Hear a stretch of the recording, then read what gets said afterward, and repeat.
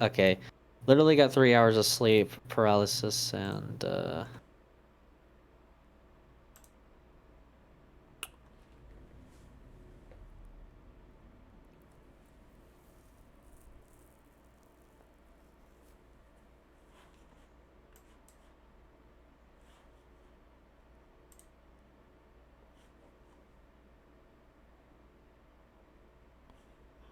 Hey guys.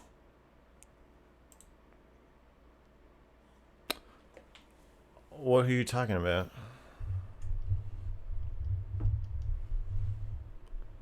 Wait, you think I should get? You think I should get a wood chipper? Nazi. Where's the Nazi? I should get a wood chipper just for watching cuties? No, we ain't having Nazis on here. Screw that. Okay, so that's where I draw the line. I do not see a Nazi. Yeah, pedos are fine, but Nazis is where we draw the line. Okay. Let's get the ball rolling. Shots I believe fired. Alexa wanted to get things started. So Alexa, if you wanna take it away. Oh man. All right, hold on a second. All right. Should I take it away? I'll take it away. Yeah, sure. Somebody fucking take it. Jesus Christ. Yeah, someone take so, yeah. Fine. So thanks everyone for coming. It's a pleasure to have all of you here. I'm really, really excited to dig into this topic. We're going to be talking about platforming.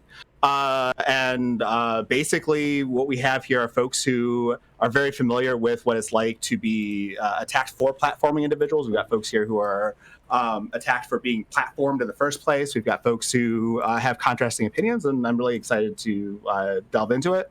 My specific interest here, I guess I'll give a little bit of a background story. So like basically, long story short, like the last month of my life has been like the hardest I've ever had, right? Everything went like really, really wrong in my personal and professional life, and I had to make like a ton of really difficult decisions.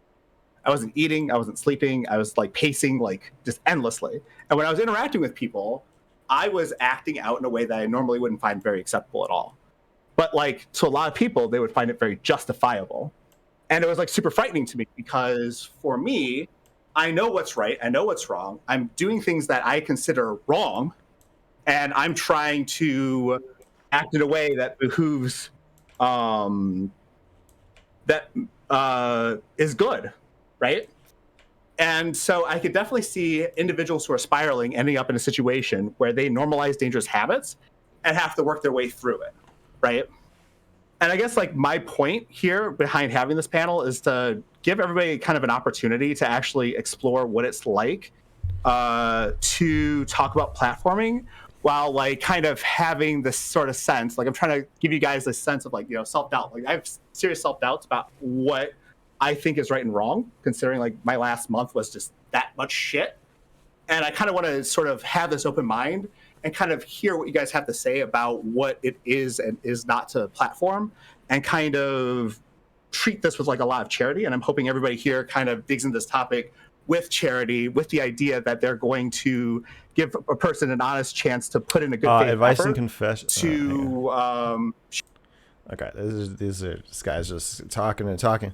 Advice and confessions will be in 45 minutes. I didn't know there was going to be 16 people here. This is fucking crazy, but I'll pipe in a little bit, but yeah, we'll see what happens. I probably won't stay for the whole. Well, I don't know. We'll see. Yeah, I know. Be careful with Anna. Yeah, I don't plan on talking to her. Okay, I'm gonna unmute and jump back in. Let's see what happens. So what we're gonna try to do is, since there's a bunch of us, we'll try not to talk over each other. It will happen. We'll try not to. We're gonna go one at a time. Okay. So, does everyone understand the topic at hand? Well, I need one clarification. Would this panel be considered irresponsible platforming? Yeah. Yes. Only if Brittany shows up. Maybe. Oh my. I'm saying over Maybe. under is yes. If you had to rank people on this panel from most platformable to least platformable, what would that list be? And why is Mr. Girl the most platformable person here? I'd like to answer that one, actually. All right. Oh shit! The washed-up stripper showed up. I'm gonna give this a try, but if Banana is fucking gonna start with that shit, I'm not gonna stay long. What, you gotta get back to your meth binge or what? All right. Let's try to let's just try to. All right, let's at least get introductions, okay? Let's at least show up with your pimp so I can 1v1 him in a debate. Samantha. Wait until we dive into it. Yeah, let's just try to get through introductions. So we're gonna go one at a time, and everyone just give your opening statement on this, and then we'll open the floor. All right. So Anna. Oh God, fuck me, dude. All right. Jesus. Okay. Wait a minute. I'm not canceled. I'm not like controversial. Why am I here? Stop it, Anna. This is abuse. You're gaslighting me. Do you assume all of us are canceled? Like, let her get her intro. I've never had a controversy in my life. Let her do her.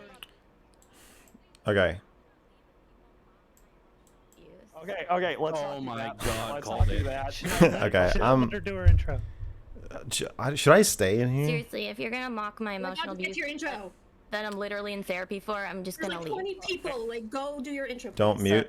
Yeah, we'll try to get through this. All right. So let's please not tag people's characteristics stuff like that. So Anna. All right. If you guys want me to leave here, I'll leave. There's too many fucking okay, people. Hi, I'm Anna, and I am All right. We'll see what a happens. therapist in training. I'm in my master's program for clinical psychology. And I stream variety. It's a waste of time. Yeah. streams, I mean, this is the sometimes appetizer video before the games, call-in sometimes show. politics. Now I'm a VTuber because I'm lazy. I think that's all. Let's see what happens. All right, guys. Mad Lad, hold on. Maybe I'm like fucking retarded here. Mad Lad, did you explain what the topic was? Yeah, we were talking about platforming, but Okay. So we can get into can it. you give us what you like, your opinion on platforming and stuff like that, Anna?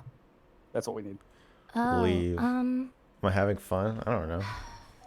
And watch your Nothing's- language, Alexa. Nothing's happening yet. It's not TOS. Fuck you. Maybe we should just skip over her if she doesn't have a. I don't. We can come back to you, Anna. I don't know. I don't know. I don't know. I kind of have like a Jesus nuanced Christ. view of it, I guess. Okay, you want to just yeah. like you? Am I you not wanna just having kinda, fun? like, I don't well, know. okay, well, I we'll don't. move on Nothing's and if you happening. have It's something- totally Princess, let's neutral. I move feel like on. I'm sitting in a Alright, waiting Biggs. room at a doctor's office. Yeah. You better call me princess. Don't forget that. I learned it Yes, from ma'am. Destiny. Don't worry. Oh Jesus! All right, Okay. Biggs, go. Yeah, I am so a fucking I'm princess. Biggs. You can find me on Twitch, Twitter, and YouTube at Biggs8500, and I'm kind of like a moderate libertarian for the most part. I'd like to see the government involved as least amount as possible, but I do understand that there is some happy medium that we need to balance that. Obviously, we live in a society, that whole meme. But yeah, as far as platforming goes, I'm actually very much pro free speech. I think that we should platform as many people as possible to try to get as many ideas out as possible. And if there happen to be bad ideas or ideas that we disagree with, that's actually I'm not better playing because then Cookie we can, Clicker. you know, maybe change people's minds and kind of We're shut absolutely down not those playing bad Cookie Clicker. ideas. But I find if we don't let these things out and let these ideas kind of be a part of like conversation and discourse, I'll then give we my actually intro and let I'll these try to things get in fester there a the little bit. background. But if this is So I going think bringing things to light is the just most turn into people beneficial. talking Obviously, there are going to be some people forever, that do things irresponsibly, as far as like putting people out there without any pushback, and that can be a little problematic. But overall, I think that just getting that out there, because even if you do that, we've seen it with people that have This is why platforms, Destiny people plays like, video games, I know. controversial figures. You know, I was playing and Halo. they get a lot of I started playing backlash. So that is Halo the pushback. night Even if before they're not last doing it and last themselves, night. we still see that in the And general man, it discourse, felt and then it good. It creates felt good to get content for back in the everybody. game. I hadn't But played yeah, Halo thanks for since like having me. Halo Thanks 1. everybody for showing up, and I'm looking forward to this conversation. Anna is Destiny's stalker. All right, Yes, I Dr. do Joe know Mama. that. I have no All plans right, to so interact I'm with Dr. her. Joe Mama, and I have Call a them all background in pedos and political leave. science and economics. I allow this I comment. used to be a researcher for my university before COVID, and I used to teach economic theory to an advanced school of high schoolers. So I align more so with Biggs for the most part. I'm sure we'll get further into the conversation later. I don't want to make this too long. However, I do want to say I don't know anybody on this panel. Mr. Girl, and You know me. I know a couple people. Sorry, I know a few people on this panel. But Mr. Girl, everybody says you're a pedophile. Could you address that in your intro? And then Britt, why does everybody? hate- No. Oh, I'll address it. All I do is address it. I'll address it. No. Intro. I thought it'd be. I'll address it in an your interesting intro. To the intros. No. I would rather not. No, we're not doing that. Just so you know, it's a real introduction, so I can get to know people for real. You know? Everybody say what makes you horny. What makes you hornier than anything else in your intro? Mr. Girl, Mr. Girl. I am not. Okay. I will start the mute. I will start the mute. All right, everyone, shut the fuck There up. are underage people in here. Please let them talk about what makes people horny. Oh, I didn't know that. I'm sorry. Okay, we gotta get this. Why do you have underage or people I'm in fucking here? Kicking people out of this call. All right, Hans of Akir, welcome, buddy. Give your holy fuck. Hey everybody, I'm Hans of Arkir. I'm everyone's extremely non-confrontational, extremely nice and charitable center-left streamer and weightlifter. I'm having a great time. I'm really excited to be here. There's underage people in here. Should I leave? That's fucking weird. Yeah, should I just bounce? Faces. Joe, very nice to meet you. Lorenzo, we can totally fight once you turn 18. All right, but like I don't want to go to prison for beating the shit out of a minor. But everybody else, my position on platforming is pretty much, you can say it's responsible depending on what your goals are. If your goals are to push a specific narrative, I think it's underage for me. It's based upon whether or not you successfully do that. If you're someone who debates a lot of, say, Nazis, and your goal is to defeat Nazi thought, but let's say you're Lance from the Surfs, and you get absolutely fucking wrecked by Lauren Southern, then you could say that he is reasonably, say, assisting in say far-right propaganda because he didn't accurately win that, like to present information and win that debate. So you could say that is one thing in regards to like how well you're pushing your agenda, but then you could also go from the perspective of Dr. Joe and Biggs, who I don't want to like retread here, that like as long as you say someone isn't explicitly breaking TOS, more people should be able to say what they do. I'm legally not allowed to be here if there's minors present. At this point in time, you can get some people banned. You can get some people turned. Nobody's underage. I don't trust you. I don't trust anybody. I have to find out if that. I will ask if there's literally children. If there's children in here, a certain genocide right now of a certain ethnic group. I think that's fine. I'm not comfortable having this like conversation a weird tanky with who's advocating for like liberals to get the sword or whatever. Then I think it's fine with them getting banned as well. But there seems like there's a massively broad, acceptable level of discourse that we can have that isn't just about actively calling for people to die. So I think we should respect that. We should probably get rid of the biggest of the fringes. That's okay. A haphazard shooting gallery against me at least won't be boring. I'm just worried that like narratives and see I was like, okay, I'll stop by the panel before the call-in show and I think chat with people. I don't think this is getting banned, right? So if they have all these different people from I don't want to stop by the panel to and just Brit, listen to to Mr. people. Girl, to Environmental Seattle, to Samantha. If we have all these different people like extremely far different Doobie is political here. beliefs on this, Okay. and it's not currently getting nuked, then I think that means to me that we're not doing so bad in regards to having quote-unquote free speech. Which one's Lorenzo? I want more introductions like that. Let that be fucking noted. This is a minor. You degenerates. You're welcome. I'm gonna get drunk as fuck, so that's the most thing for me all night. I'm gonna go get a beer. I'll be right back. All right, Lorenzo. Hi, my name is Nefarious, aka Lorenzo. Actually, I haven't streamed in a week, so apologies for that. I stream on Twitch. You can find me under Nefarious P. I think that platforming is actually like a very important discussion that we should be having. Of course, you shouldn't platform anyone that breaks TOS or that breaks any laws or whatever. We also shouldn't platform people that purposely push for Shouldn't misinformation. platform 17-year-olds. You're right. Kind of like I'll try to make the doesn't help really just point this the maker wall. kick him. That's really what's happening. When it comes to responsible platforming of like political ideologies, so like for example like lefties or right wingers, we shouldn't platform people, again, I forgot who said it, but that can't debate other people's ideas. So again, we shouldn't platform the serfs if they're debating someone like Lauren Southern. That's it. All right, Mr. Girl. Is there actually a minor in here? I am. Okay, I'm turning 18 in a month. Okay. That's what they all say. That's at hand. Why, Mr. Girl? You trying to get their number or what? Okay, all right, hold on. Is it court required? Hold on, I'm gonna make this very clear for here on out. If this is brought up one more time, I'm kicking you out of the call. Stick to the topic at hand, or you'll be booted out of this call. Simple as that. Thank you. Okay, yeah, I'm not really comfortable with the shit you guys are talking about and being in a call with a minor. It's too weird. So, if you're gonna do that, I'm gonna leave. We'll just stick to talking about platforming.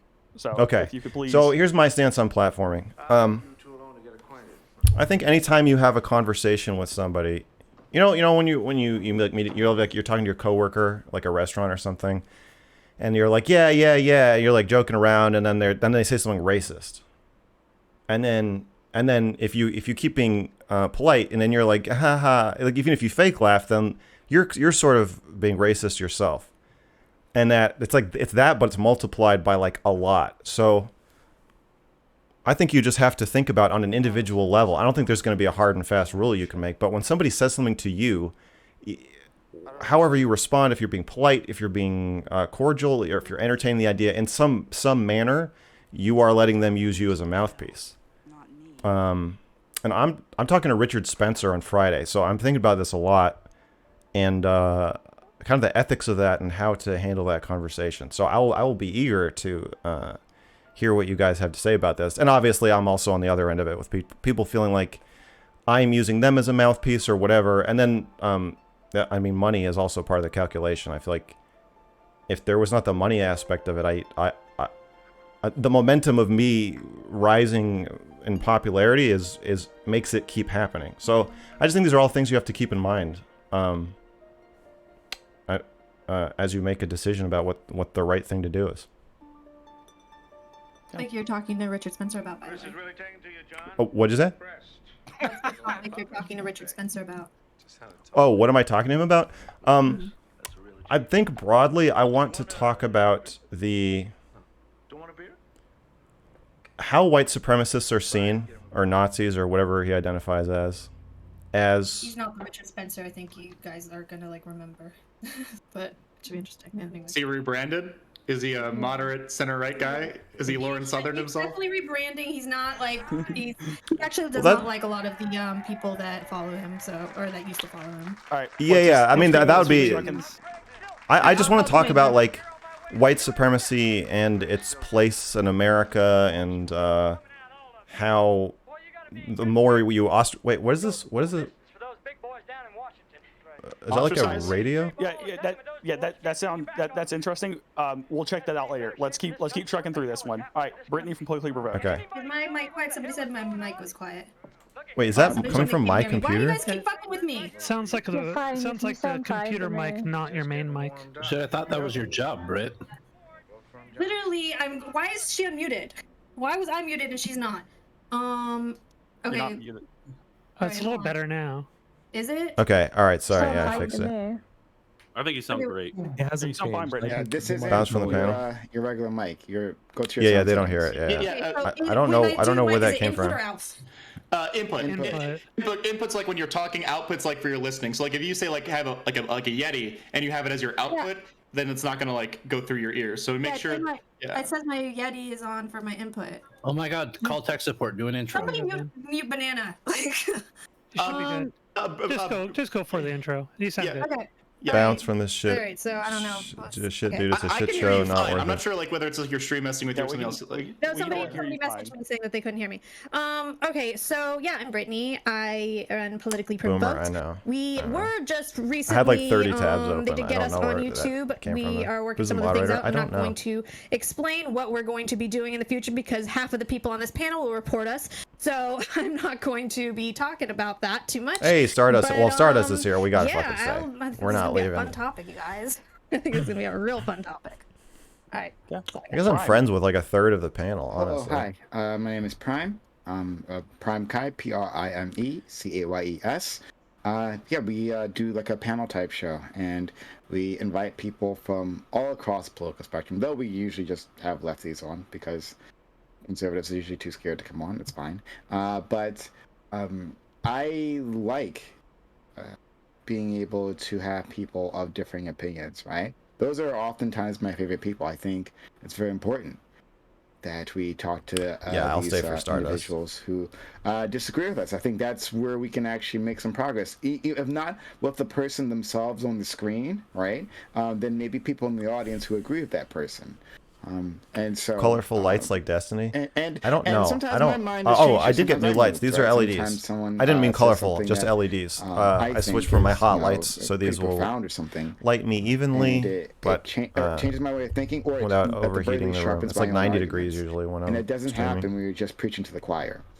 So I think it's very. It's bearable if I keep talking to the chat. Yeah. And but I guess there are limits as to who exactly you should have on. Don't do e-girl lighting. I don't think I will. I do want something for the background though. And see exactly. I'm not going to get colorful lights. Like don't worry. Don't worry. I'm going to turn down the panel a little bit because they're not talking to each other. Hello. Sorry if my your colorless lights are a good aesthetic for yourself. Yeah, I think this is good. I want like a bookshelf or something. I think I ordered some shelves, but they haven't come. It's going to be nice. Some plants or paintings. Yeah. You look significantly less sweaty. Well, the night is young. Wait till the call-in show starts. We'll see what happens. Extra HD. You know what it is? It's because the LED light's smaller, so it's behind me. So the backlighting is kind of probably making my edges look a little crisp. Makes you look a bit more white. Exactly. Get a Cuties poster. No. Gorilla poster. No. Yeah, I want to get a xenomorph statue. That's what I was thinking. Like a shelf and like a little alien on it. Something like that. Almost anything, as long as it wasn't like Janie hates me. But yeah, the issue does come with the challenging of people to no updates on the partner application. They said 7 business days. I think it's only been 5. Cuties signed copy. I don't think the director of Cuties, if she must, I've never really thought about this, but she must have heard about my review. I assume she doesn't like it. Largest bad dragon dildo you can get. Thank you for the suggestion, Come Gremlin. I'll take that into advisement. Yeah, the panel's not about the topic. It's just about fighting, for sure. Panel about platforming because I'm gonna end up like rehashing everybody's points. But I think it's pretty important to platform certain like controversial takes because if you don't, are you using color correction? Like in real time? No. I mean the camera's set to the the correct white balance. Why wouldn't she like my review? And I would argue that me platforming those kinds of people would be irresponsible. But it's something that I think if you have the abilities because I'm kind of because I called her unethical. I mean, like I'm kind of calling her out in a way. The review's not really that friendly to the movie if you really think about it. Like if you made the movie and you're trying to make this like responsible artistic statement, and I'm saying like kind of horrible things about it by saying horrible things about myself. Whoa. Host the Mascot podcast with. Chill. Let me just. Whoops. All right, Stardust is next. I host the Mascot podcast with Tiberius D and Counterpoints. Thank you. I just stir shit up. Anyway, my most prized moderator. Whatever. I like the free speech opposed. However, if well, thanks, Cumberland. People with really extreme views with no pushback. Get a poster of Destiny's cam so people think you're talking to him when they see the thumbnail. A poster of Destiny perfectly aligned, like head on at the camera, so it always looks like he's here. That's a good idea. Or problematic rhetoric to that extreme. I'm like the only good review she got. No, are you kidding me? Look at Rotten Tomatoes. Cuties is like at 86% or something. The idea that people don't like Cuties generally is like a myth. That's just like internet world. Oh, it's Stardust. Stardust. I do panels on Saturdays, and other times I argue and yell at people and scream at people, and sometimes I scream at people, sometimes I don't. Sometimes I have nice conversations and interview people, and my thoughts on platforming are that everybody can go fuck themselves. Word. I am tired of other people gatekeeping who the fuck I can have on my fucking show, on my fucking stream. Nobody is going to fucking tell me. I will say it again, and I will continue to say it. Nobody's gonna fucking tell me who the fuck I can have on my stream. If you don't trust me to have somebody on my stream, don't fucking watch it, okay? It's not for you. It's for me, okay? It's for me and for my audience. If you don't trust me enough to have a good conversation with somebody, you can go get fucked because my content's not for you. Those are my thoughts. Yeah. I ditto that, by the way. All right, Gaytheist. I'm Gaytheist. I just kind of go around on Discord a lot, to be honest. I do have a Twitch, but spelled incorrectly. It's like Gaytheist, but the I actually came before the E. You can try to search for it. Good luck. I do have Twitter, Gaytheist is gay, and I do all the best cringe takes that you've ever seen. Yeah, I'm Stardust I think when it type, comes to platforming, I think people need to realize is that language is a Do I means agree? of creating good and harm, and that people need to just basically evaluate that to whoever they With let what? come on their stream or whatever platform that they have. Oh, with I think Stardust? honestly, my biggest problem usually comes with misinformation and how people will just use tactics to just lie. And I think a lot of people have a lot of Sort good of. intentions when it comes to different opinions and values. I agree that you but could they have don't whoever understand you is that want they on. usually I come agree with along I a agree lot that of she's saying you can have I don't whoever think you a lot want. of, I just think modern that you Nazis should got there as a value place, but just through a lot understand that of what they're saying misconstructions is of kind of coming out of history your mouth. and also a lot of misunderstandings of And you got to think about how to interact with what they're saying. But like, yeah, at a base level, I think you should be able to interview whoever you want. I think that's fine for sure. We have to once we stop talking to each other, I think we're going down a very dark road.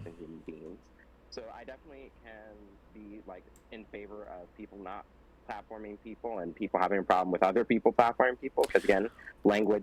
It's a positive review, but I'm also saying the movie's unethical. I mean, like.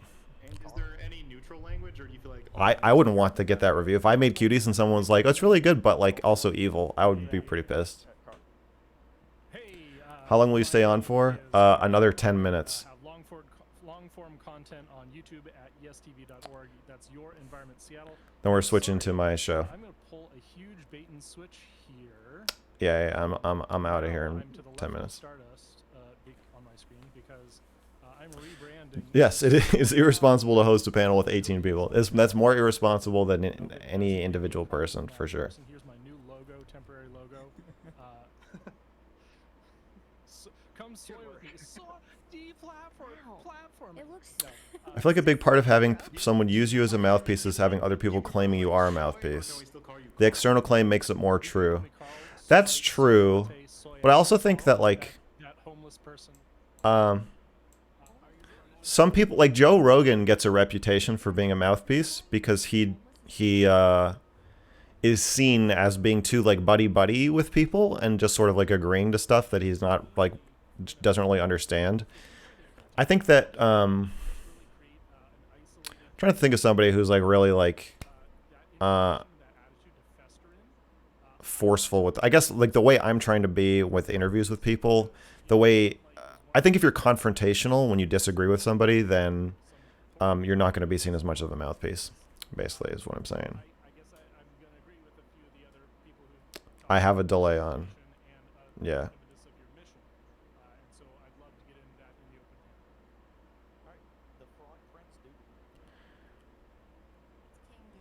You love my Emily Dickinson song? Well, thank you. I appreciate that. I don't know if there is any rap like that. I was trying to be unique.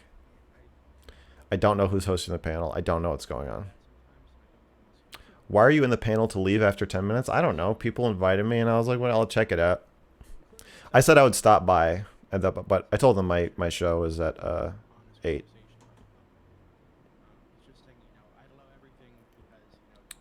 My take on gun rights?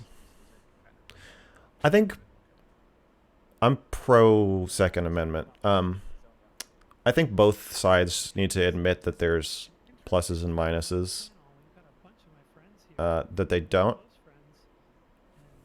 But I think having an armed populace is generally stops tyranny or helps prevent it. Yeah, but honestly, probably I should be deplatformed. I mean, look at my friend group, right? Hang around with the worst of the worst. Okay, and here we all are on a platform. We're probably all going to get canceled today. As a matter of fact, I was accusing Stardust of having the most irresponsible platforming a couple weeks ago on our Chaos Cast panel that I was on with Mr. Girl and Doobie. I take that back. Mad Lad wins. Mad Lad is just taken over here. He's in the lead, next in line to be deplatformed. So, yeah, well, I allowed this. Can't wait. You know what, Mad Lad? You're welcome anytime. Okay, so Thank you so much for this. It's a pleasure. Look, I'm just flipping over the table. I look. It's been a long month. Here we are. I just don't care. And we've been on the opposite, like Mad Lad and I have been on the opposite ends of this discussion before. So, it's true. What is Mad Lad's position? Can you explain what I mean by my show? Oh, I have a call-in show that is starting in 19 minutes where people call in. It's called Advice and Confessions with Mr. Girl. people call in and ask for advice, or they confess to things, and we just talk about it. Have a big exit so we can make clips. I don't want to try to be an asshole. It just happens. Everything about myself because, like, you know, there's like, you know, I feel like I've been very uncharitable to people. I feel like I should double check, you know, what I know is right and wrong a little bit. Am I a dangerous notion or a dangerous idea? Am I muted or something? Say some crazy shit and refuse to elaborate. I feel like that's gonna happen anyway. I'm not trying. I don't try to do that. Platforming, like, just everything that's dangerous. Like, just Don't be an asshole. Just be yourself. Contradictory advice. Instructions unclear. I know. Chat. It's weird. Chat is diametrically opposed to what I'm trying to do with my channel. You guys want me to fight people and be an asshole and not understand anybody and not connect with anybody. I feel like the chat is a lot of the problem with Twitch discussions. My channel is Zonia Dead. I tend to do panels, and I have some pretty spicy tweets. Zonia Undead is my Twitter, and I'm here basically to just continue getting in trouble like I always do on panels. So hopefully this will be not the worst experience for you all, but you'll probably enjoy it. Alrighty. Well, and as insane as I am, this is an open panel because I'm fucking insane. Wait, what? There's already so many fucking people here. Yeah, don't worry about it. You're not gonna fucking worry about it, Hans. All right? Wait, what else do we have to add? This is gonna be fun. This is gonna be really fun. Like 2 people in the It's waiting all room, in good so. fun. I'm a psychopath. I've allowed this. There's a natural limit. It has to be.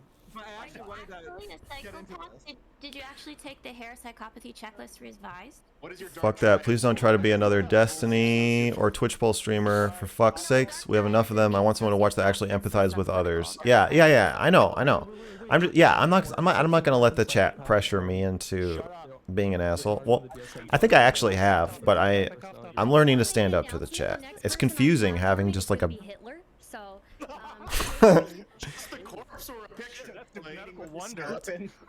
Oh, Stardust. I'm helping her find the children in Brazil. Stardust, go ahead and invite me. I have some questions. I Yeah, just want to ask empathetic questions, fighting. okay? I think that's Watching good. Mad Lad. Sure. The show's at 8 p.m. EST. The show is in 15 minutes. Kicked out of art school, so.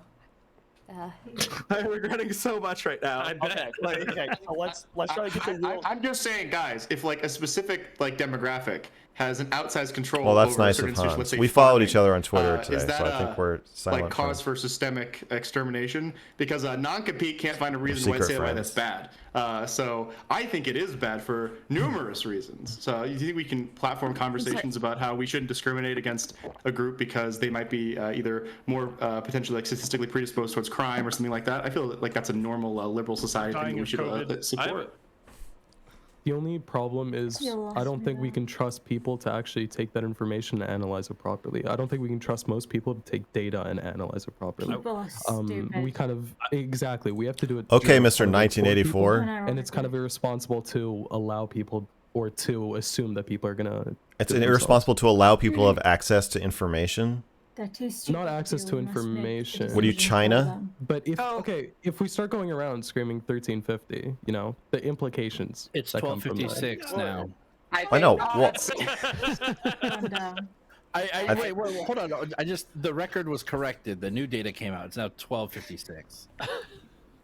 Just making sure we have our facts. We still discriminating against African Americans. Actually, look, I think it's irresponsible to expect people to be able to properly decision make based off of data. I think only a select subset of people are capable of doing that responsibly. So you do kind of have to have some sort of way of not dictating, but providing a more concise answer for people. The problem is who does the answering and how do you determine we do. That's why we're all here. Who determines who determines who is dangerous to platform? That's my question. Who determines that? The mob. I'll just tell you, I'm dangerous. It's a mob platform, rule. So I'm dangerous. I think we can platform too. actually split it up into a variety of categories, right? Like there's individuals or groups that are dangerous to platform because they can cause self-harm, they can cause attacks on society, they can cause misinformation. Are we talking about actual are you talking about stuff that's already illegal already, or are we talking about like, because I thought it was basically understood like if you platform something obviously like stuff that's already illegal, obviously that should be like without saying, but like I'm talking about like the people that have bad ideas or maybe push for things that you don't agree with. This lens that I'm offering here is under like we're gonna assume that the stuff is like sort of legal and okay to get into to talk about on a platform, but still might cause like there's like an undercurrent of like causing harm to others, either individuals or as whole groups or as like like to the society as a whole. And then the question is like so well, I was me. I was go ahead. Sorry, 1 second. Real quick, shut up, Hans. No, I'm just kidding. Would it be safe to just say Nazis? Because I feel like that's what we're kind of thinking. Question for Hans. Okay, here's a good one. Flamenco. Everyone. Flamenco, my good friend Flamenco. Everybody calls him everyone talking at the same time. Everyone talking at the same time. One person at a time. Stardust next. Go ahead. Okay, all right. And then PP Britt. And then me. Okay. And then Samantha. Okay, all right, so here's a great example. Everybody it keeps bothering me about having Flamenco on my stream and saying, Stardust, Flamenco is a Nazi. Flamenco used to co-host Killstream. Guess what? He doesn't co-host No, I would not anymore. Thanos snap low IQ from the Ralph tried panel. to fucking cancel him That's on Twitter immoral. for being pro-trans rights. So y'all can get fucked, Hey, okay? yeah, Doobie's got his Stop telling frog me who body the on fuck there. I can be friends with and who the fuck I can't, okay? People are allowed to change their fucking opinions, okay? People are, and that doesn't happen overnight, okay? It happens slowly. It's a gradual process, but it happens, okay? And I'm not going to restrict who I talk to just because other people want me to do that, okay? I'm sorry, but I feel like I am plenty. How do you know he changed his mind? Dude, but Ethan Ralph fucking hates him. He hates him. Because he's come out publicly. He's come out publicly in support of trans people. Okay, he's been.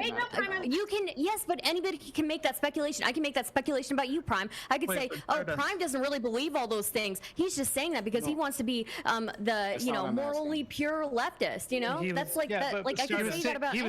He was saying that there's more to. 1 second. So I've known Flamenco longer than any of you, unfortunately. Though I love him, but go ahead, Brittany. We'll get to you. I promise. He used to be former. Oh yeah, Stardust is fucking crazy. He actually marched at Unite the Right, doing the Jews will not replace us sitting with a tiki torch. He was on my server talking about it, right? And after Heather Heyer died there, he was in my server arguing that she died of a heart attack, and actually the guy who ran over all those people they were attacking him and he was running away, and that's why he ran over all those people, having debates about that for hours, right? So he's a little more controversial than just like someone who and I totally acknowledge that on the fringe. Yeah. In your Q's review, did I mention consider they had a psychologist to protect the actresses? I don't think I did mention that. I did know that, but that doesn't. I mean, you can. I feel like if you're a big, really glamorous movie set, you can find a psychologist to come and fucking say whatever you want him to say. I don't think. I still think that. I think honestly, I think child acting at all is somewhat exploitative. When you're sticking a camera in their butt, like, there's no way they can consent to that. Like, all right. I just want to respond. Okay. I don't think they can consent to that. That I don't know that I fully acknowledge. Would I consider staying here a bit longer and delay my show? Fuck from no. Before now, right? Obviously. No, but thank you the for saying you love my content. The Flamenco that I do know now is not that person. No. And we is somebody who get the fuck out of here. And is somebody who I see sticking up for his friends, who has been picked I'm not gonna on rap by as I other people leave. who he used to associate with, right? So I think that's a sign for me, and I'm not going to socially ostracize somebody just because I found their previous actions child so beauty bad that beauty pageants I'm are not fucked going up. to talk to them or something like that. Well, at least Flamenco didn't shoot a boat of migrants. Wait, pause. All right, Brittany. Brittany's next. All right. Sorry. Two things. One, I don't think it would even matter if he was that guy that from before for her to platform him. Let her do I got you, Lorenzo. I see you. Let her do whatever the fuck she wants. But yeah, all the guy does is like drama streams now. He's not freaking doing like any white nationalist kind of shit. Set number 2, cons. Hey, Britt. Hi. How you doing? Fucking block me from your chat, asshole. What the hell? I mean, like, I find you annoying. I'm sorry. Like, I'm talking to you now. Like, it doesn't mean you have a right to, like, be in my chat. Like, I'm sorry. Free Brittany. Free Brittany. Britt. Okay, we can talk about it sometime, okay? Like, I'm sorry. I don't like your panels. I don't particularly like you as a person. But, like, maybe we can talk about it, all right? Like, again, you're not like stopped from like disliking people online and not engaging with certain people, right? Like we all know what the block button is, right? I've actually learned a lot about the block button recently, and yeah, and you're allowed to do that. It's totally fine. That unblock me, Stardust. Yo, I want to say something. How do I get in line? I guess while I'm still here, right? I want to ask Zonia. Me, Brittany. I want to ask Zonia like a question, which is like it feels pretty impossible to be, say, 100% certain that someone's going to be platformed well, or like platform someone dangerous well. If this is what we're worried about, right? In regards to like someone isn't pushing back enough, or someone might like lose the debate, right? Again, like they did, like imagine like a lefty who's like trying to debate a Nazi, and whether if the lefty does badly, then like the Nazi will like have their ideas propagated in a like potentially positive manner because they quote unquote won the debate. So how can we be sure, aside from hey Mr. Girl, maybe you can answer this in a second, where it's like we can't be 100% sure at any point whether someone's going to win a debate, because like Destiny's lost debates, Vosh has lost debates. I don't think anyone except for Infrahaz, who's a total bitch and won't fight me, He's lost a debate to me in a clown suit. Just so you know. A lot of the no one is free from loss in like the online debate sphere. So if your goal is responsible platforming, none of us have a perfect record. So how you have to do it. Like the Hitler salute. We can to speak in this panel. Dang. It's hardcore. Tell somebody else what's responsible. I don't think you can. No. Brett, I'm just asking from like this like perspective. I'm not specifically holding this. I think you can try, but I would say as long as you're reasonably sure, I'm okay with that. Right? Like if I know, like say with 70% certainty that like this is probably going to be a better outcome, then I'm okay with like hosting that. Right? Okay, so you're asking me, right? Yeah. Okay. So from my perspective, like I don't trust Destiny and Vosh to be able to platform people like Mr. Girl responsibly, but I trust Stardust to. I think she's far more capable of platforming them responsibly. But no, to give you a more direct answer, I don't think there is a way to judge it, and I think most people from their own lens may even misjudge their own ability to. Like, I don't think that's something that a lot of people are really. Most people. Well, not most, but a lot of people will perceive themselves as being more capable than they are. I think it's one of those things you just kind of have to allow it to happen, and hopefully people can learn from each other. But probably no, we got confessions. We got confessions in 5 minutes. I'm gonna leave after I say the next thing. Watching people like Destiny and Vosh, for example, over the years, is I've learned to even question my own ability to responsibly tackle certain issues and responsibly handle certain people. So that's something I've learned just from observing their behavior and seeing like the debates that didn't go well, for instance, and seeing the debates that did go well, and recognizing when it looks really bad and when it doesn't. So in a way that kind of breaks through the Dunning-Kruger effect of thinking yourself more capable than you are. You just get exposure to the controversial people and their opinions and who did a good job of pushing back and who didn't, and it helps enhance your own perspective and your own understanding of what maybe your capabilities are. That's at least the way it worked for me. Yeah, Mr. Girl, are you being responsibly platformed right now? Yeah, I would like to.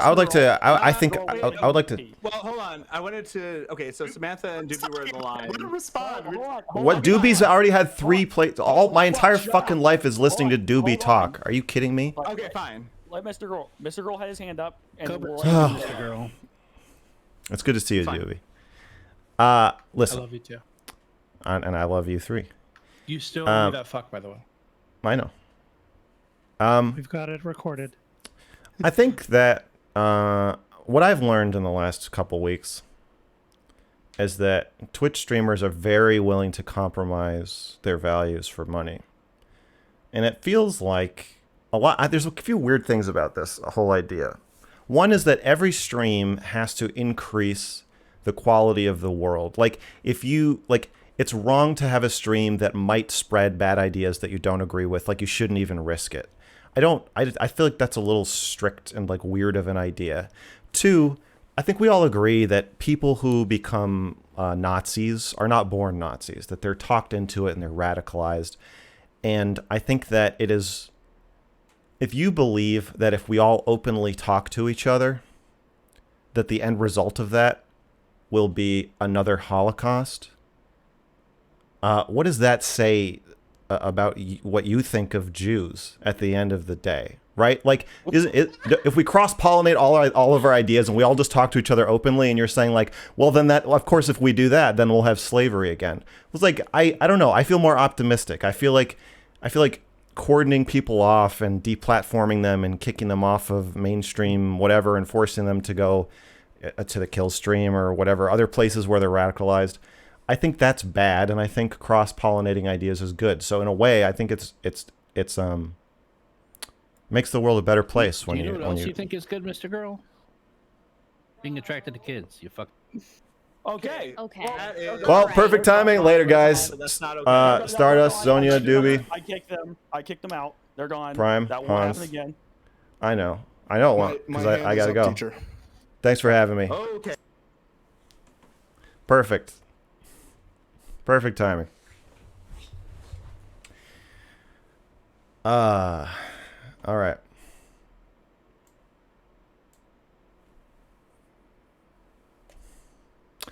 I got Stardust.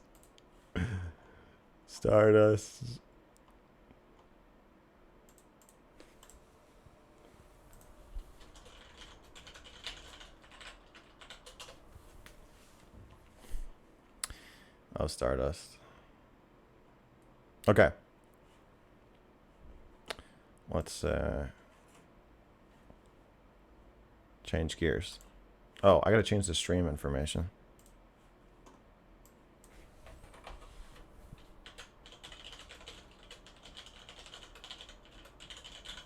Advice and Confessions with Mr. Girl.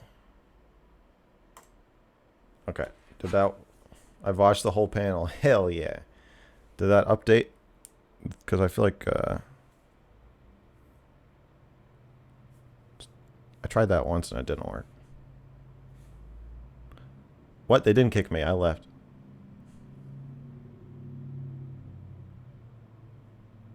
It worked? Alright, sweet.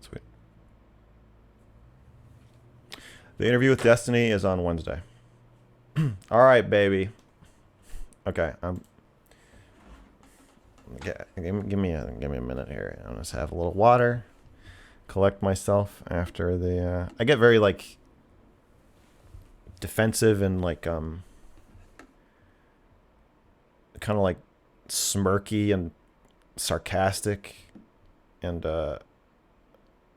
I like an asshole, and I don't want to be an asshole on the call-in show, so I have to recenter myself.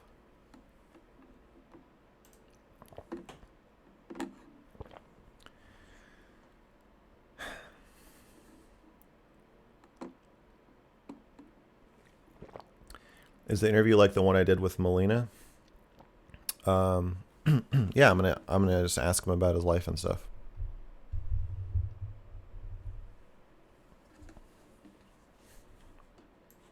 Oh yeah, I'm gonna move over a little bit.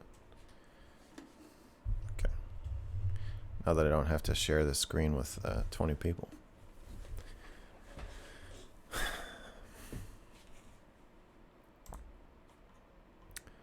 Where can you get a straw like this? The Mr. Girl store. No, I don't. Amazon.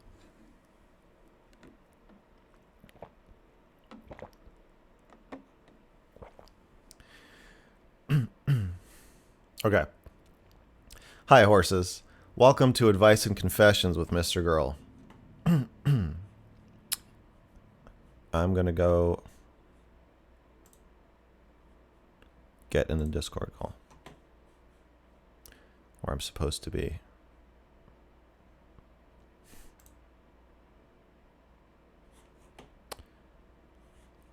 All right, baby.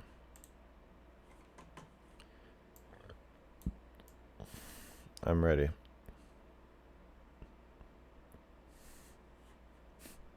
And I'm hiding the chat until I'll check chat between calls.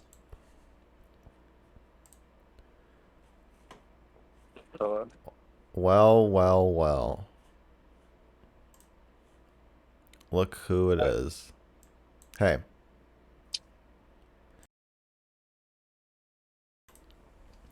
Welcome back.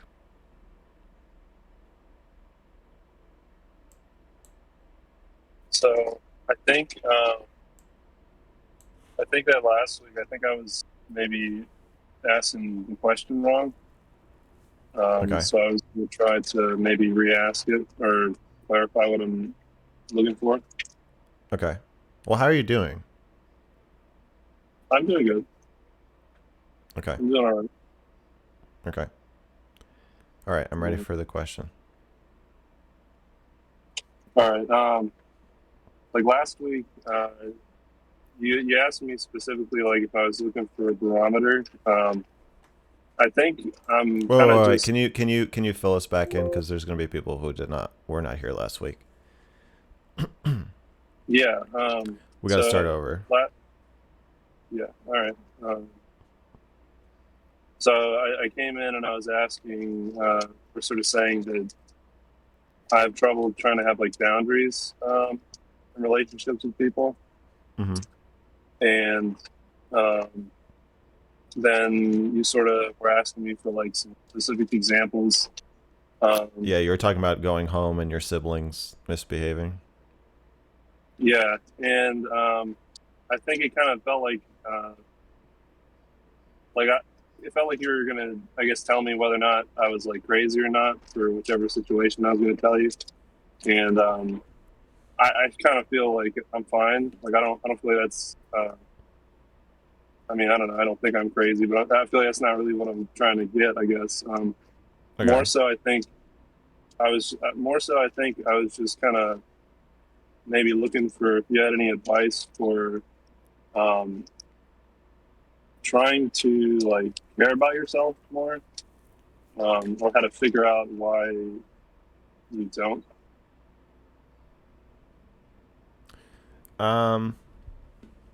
Okay, you want non-specific advice, not about you or your life. I can't tell you more specific stuff about this. Yeah, I think I'm going to need specifics, because I feel like you've decided what the solution is, and you want me to articulate it somehow that you can then go and apply to your personal life without me knowing anything about how it's being applied or why you wanted it in the first place, which I don't know. I don't really know how to do that. Yeah, and I guess it feels like something that's like kind of hard to give you enough context in this kind of format. And so I guess maybe I'm just trying to figure out. Well, I don't want the context. I just want this. I just want a story. Okay. I mean, like, so like, I guess an example I can tell you, like this past week and a half, like I've been wearing the same clothes like the whole time. Mm-hmm. And I can't really like figure out how to like do my laundry and shit. Like I just don't care, I guess. I feel like I can do it. And then like yesterday and like this weekend. Wait. Okay, yeah, go ahead. I was just like up talking in like voice chat in the Discord until like 5:30 in the morning, and then I like passed out. And then like when I woke up today, I like didn't even like. Normally I go out and I like get food because I don't like eat in my house. But I didn't even like go to like Wendy's or something. Like I just ordered a pizza because it was like, I don't know, I just couldn't even like leave the house. So I like did that and I made like cookie emojis all day. You made like what all day? Else. Cookie emojis. You had like that cookie clicker video. Oh yeah, a bunch of emotes. Yeah. Okay. Why don't you eat in your house? Because I live with my grandparents and they're kind of cluttered and like kind of dirty. Okay, you said you were 22 last week. How old are you? Yeah, 22. Okay.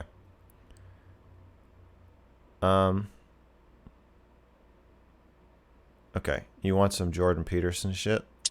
So I guess that's what you're looking for. You want me to tell you that you have to? Stuff and that I don't feel like that's like giving me any answers or anything that's worked for me. I've talked to a therapist about it for a couple of years. So your grandparents' house is dirty? Yeah. And your mom's house? It's similar. I'm kind of like in between the two. You feel defensive of your mom? Yeah, because last time you were trying to tell a story about your mom and then you couldn't, and now you switched the story. Yeah. Okay. I think that when we are neglected to a small degree or a large degree, admitting that to ourselves is kind of painful. And so I suspect, I mean, having gone through my life doing bad things to myself that my parents did to me, I feel like everybody does that. I think we all kind of have to get to a point where we acknowledge that we don't like how we were treated. And I think that in order for you to do your laundry or clean your space so you feel safe and comfortable eating in it, you have to admit that you don't like not being clean, and you don't like being neglected. You don't like that, because you're calling because you don't like it, but that's going to bring some bad feelings with it that you might want to protect your mom from. And so it seems like you're a little stuck in between, like rejecting her way of life in this kind of like narrow area, or just like wallowing in it even though you don't like it. And like eating out is a good way to avoid it, because like if you just eat out, then it's not as bad. And you can sort of just like, you could just do that forever, I guess. I don't know. I think that it might cause some conflict between you and your mom and your grandparents if you kind of actually let yourself feel like that you don't really want to live like that. And you might be avoiding that conflict. Also, getting your own place would help you in a kind of superficial way, but I still think you'd actually end up with the same problem, even if you lived by yourself. I still think at some point you're going to have to confront, like, what was done to you, and like, you know, not having clean clothes or a clean place to eat, especially when it's not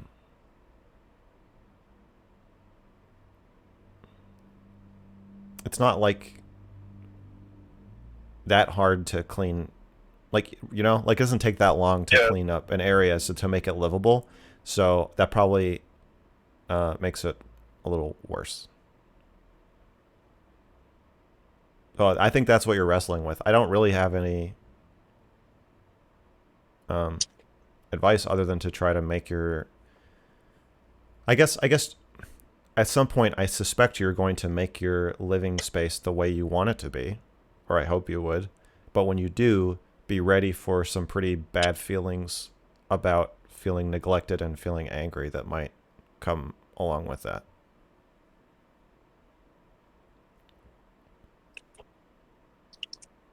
And I think that also all ties into like setting boundaries and being like, I'm not going to live like this or like you. And I imagine it ties into a lot of other more complicated like emotional stuff, but just on a surface level, like, yeah, you should probably make a safe, clean place for yourself if you can. Yeah.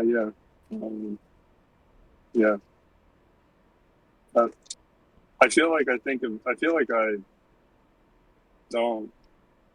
I know that I don't like that. And I feel like maybe at some points in the past I've tried to like interact with them about it, but it feels like getting my own place is kind of like the only way out of it.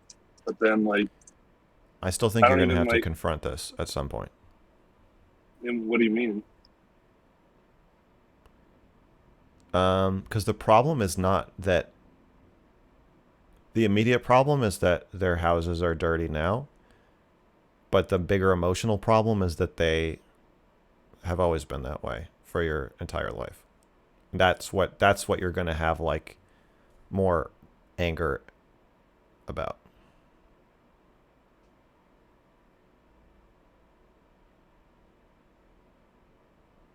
But I think you're kind of taking it out on yourself. So I don't think that anger is going to just go away, even if you get the nicest, cleanest apartment on the planet. I still think you're going to carry some of that with you, and that might make you more angry. It could be that you get your own place, and you find out it's actually not that hard to do your laundry, and it's not that hard to keep your house clean. And then you might feel like, well, then why the fuck did I have to put up with that for 22 years? I'm just saying that it's not. I don't think it's quite as simple as once you get to the new place, then or get into a cleaner place or figure out how to do your laundry, that this is going to just go away. I think if you don't like it and you're still not doing it and you're wearing the same clothes for a week, I think there's a reason, like an emotional reason why you're doing that. And I imagine that it is going to be. There's a reason you're choosing that over the alternative. So that I just logically follows that it's going to be somewhat of a challenge for you emotionally. Yeah, that makes sense.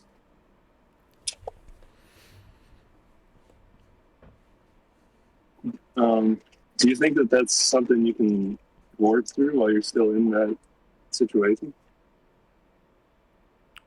I don't know. Definitely, I think you should go to therapy. Yeah, I do that. Okay. So then, yeah, that'll help. I think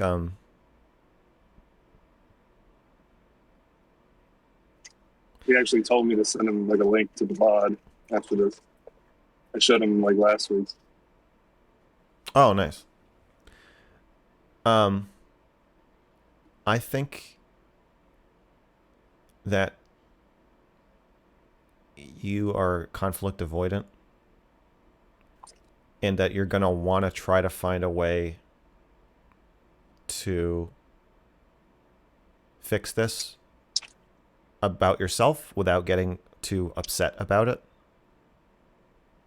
And my sense is that you're already upset about it and that is not possible.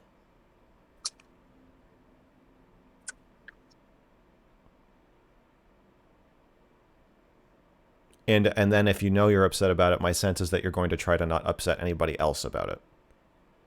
And I don't know that that's possible either. I don't know if that's really. I don't know if that like resonates with me. That part. That you're conflict avoidant?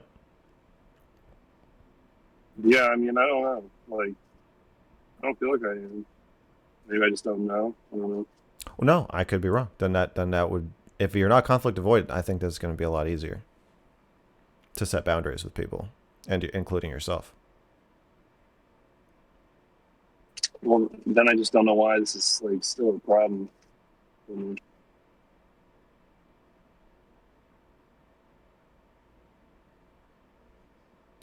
I would, if you are gonna do your laundry, I would just pay attention to how you feel and what you're thinking about, and yeah, I don't know. I would work through it with your therapist and see if you can figure out what's going on with you as you do things that should be making you feel good, but it sounds like they're also making you feel bad. I think catching what those bad feelings are and where they're coming from is going to be important. I think they make me feel bad because I have to like interact with those people or with those environments. Like to do the laundry, I have to go into that house, and, like bring my shit into that space, and so it's like, it's not a place I want to be in. Why do you still live there? I don't feel like I make enough money to move out.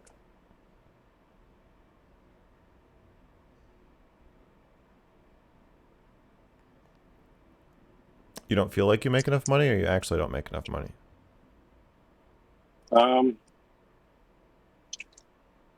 Like I have a job right now that I could probably move out just barely, but I'm like worried that I won't be able to maintain it. If you move out and you run out of money, will they not let you move back in? Like I would expect, like I would leave, and then within like a couple of weeks, my room would be full of like their shit. So I'm just saying, do you? To me, scraping by in my own place sounds better than what you're doing. Probably.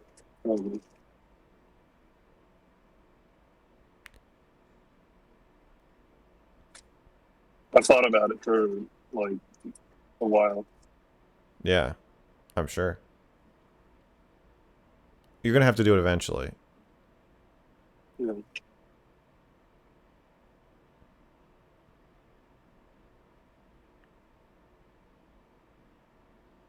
Yeah, for sure.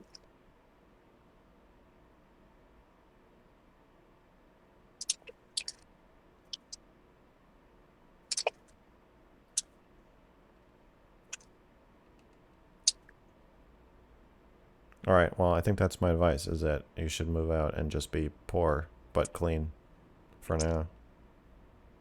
Yeah. All right. Thanks for the advice. You're welcome.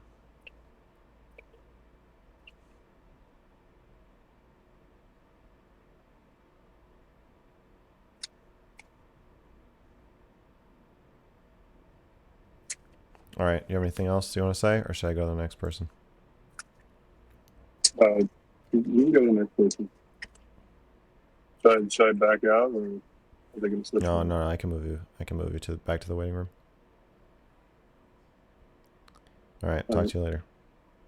See ya.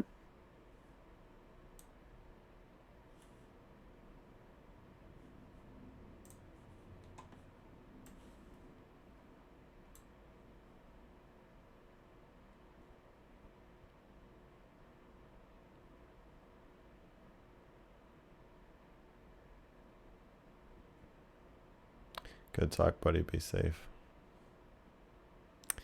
Good old Destiny.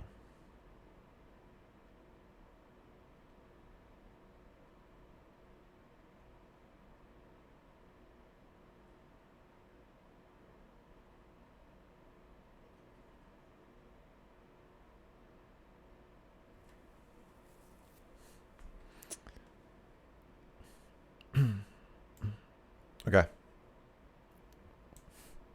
Baby, I'm ready.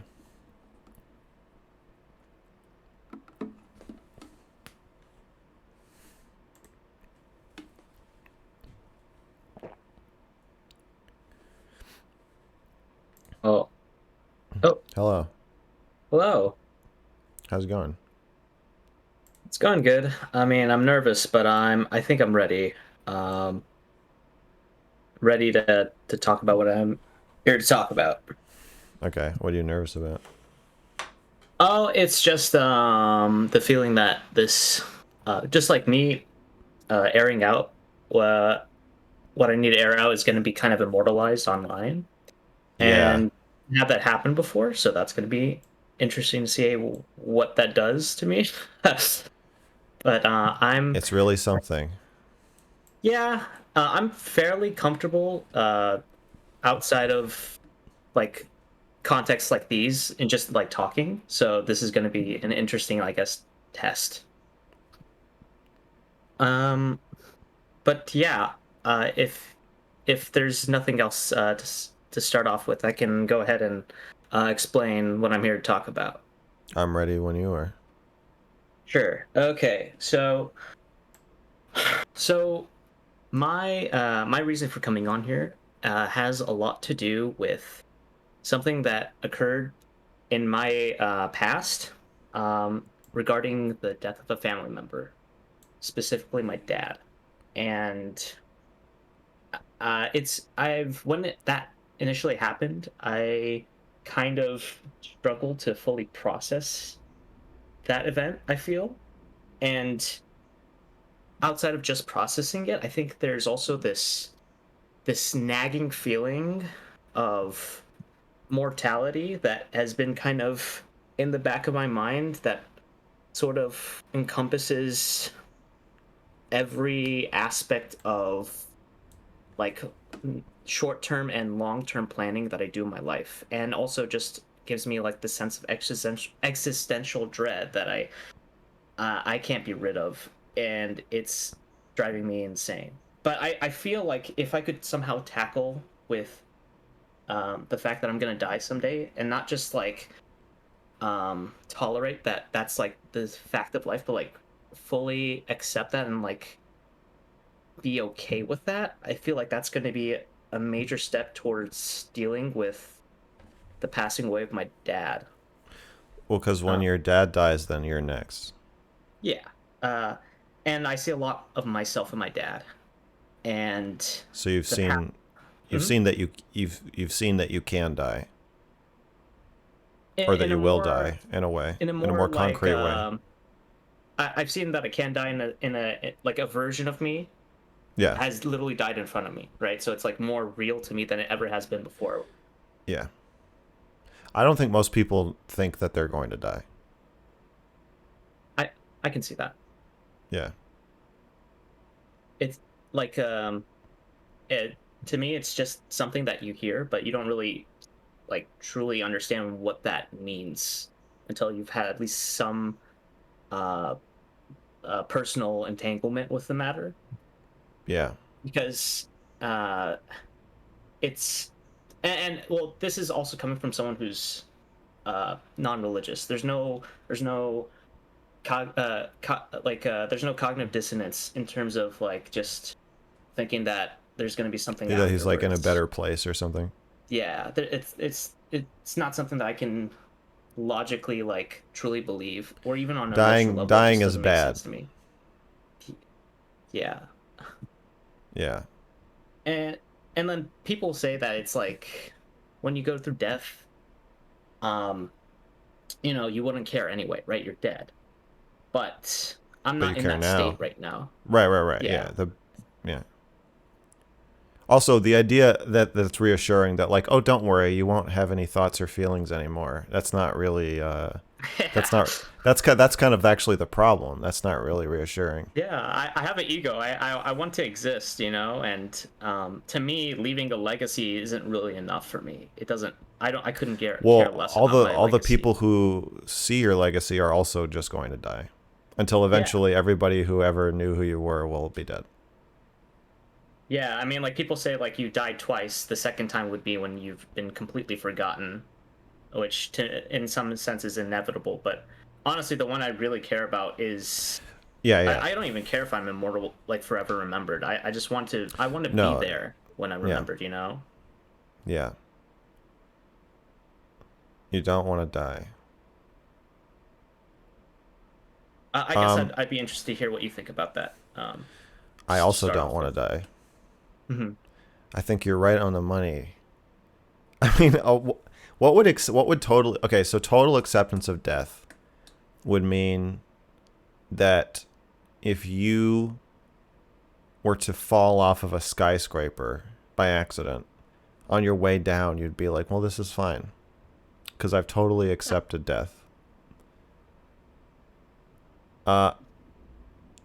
In a way, accepting death is like being suicidal. I think people who kill themselves feel bad, mixed feelings about it, and are scared, and often change their minds, or like if they're distracted, they end up not killing themselves. Like the people who want to die the most still don't accept death. So I don't.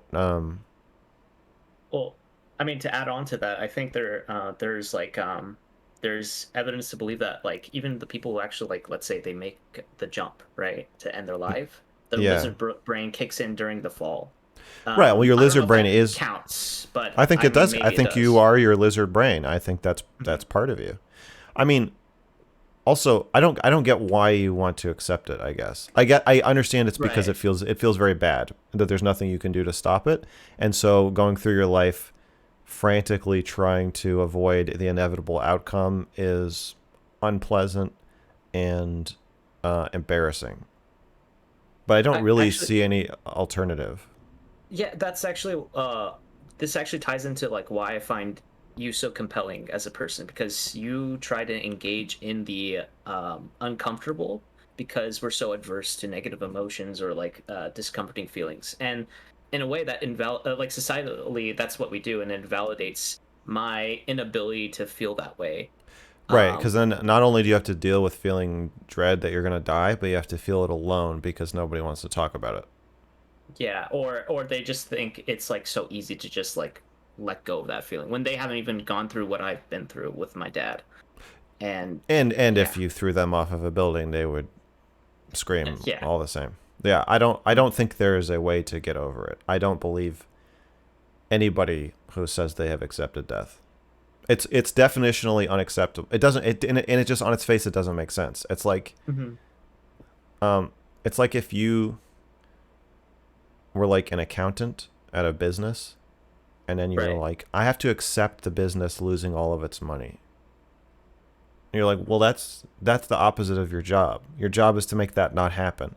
And as an organism, your job is to stay alive as long as possible. That's like what you're designed to do. So it's a very strange idea to think of like a deer accepting death. Like I guess at some point, like if you're really sick, then being alive is so unpleasant that you will trade in your existence just to make it stop. But I don't know if that's really acceptance. Yeah, it doesn't feel like that. I feel like that term's kind of like forced upon me. Yeah, I think death is unacceptable. I find it unacceptable, and I've never believed anybody who I've ever met who said they accepted it. I've heard of one solution, and it's to me, as where I am right now, it seems unfalsifiable to me unless I test it out myself. Maybe it's something like kind of esoteric psych stuff, like because a lot of this so what I've heard is like a lot of why I want to protect myself, I mean to some extent falls down to like the lizard brain or like I guess the ego. I could be butchering some psych terms, but I've heard that like some form of ego death could help with that somehow, and like being able to go into an ego death state of mind.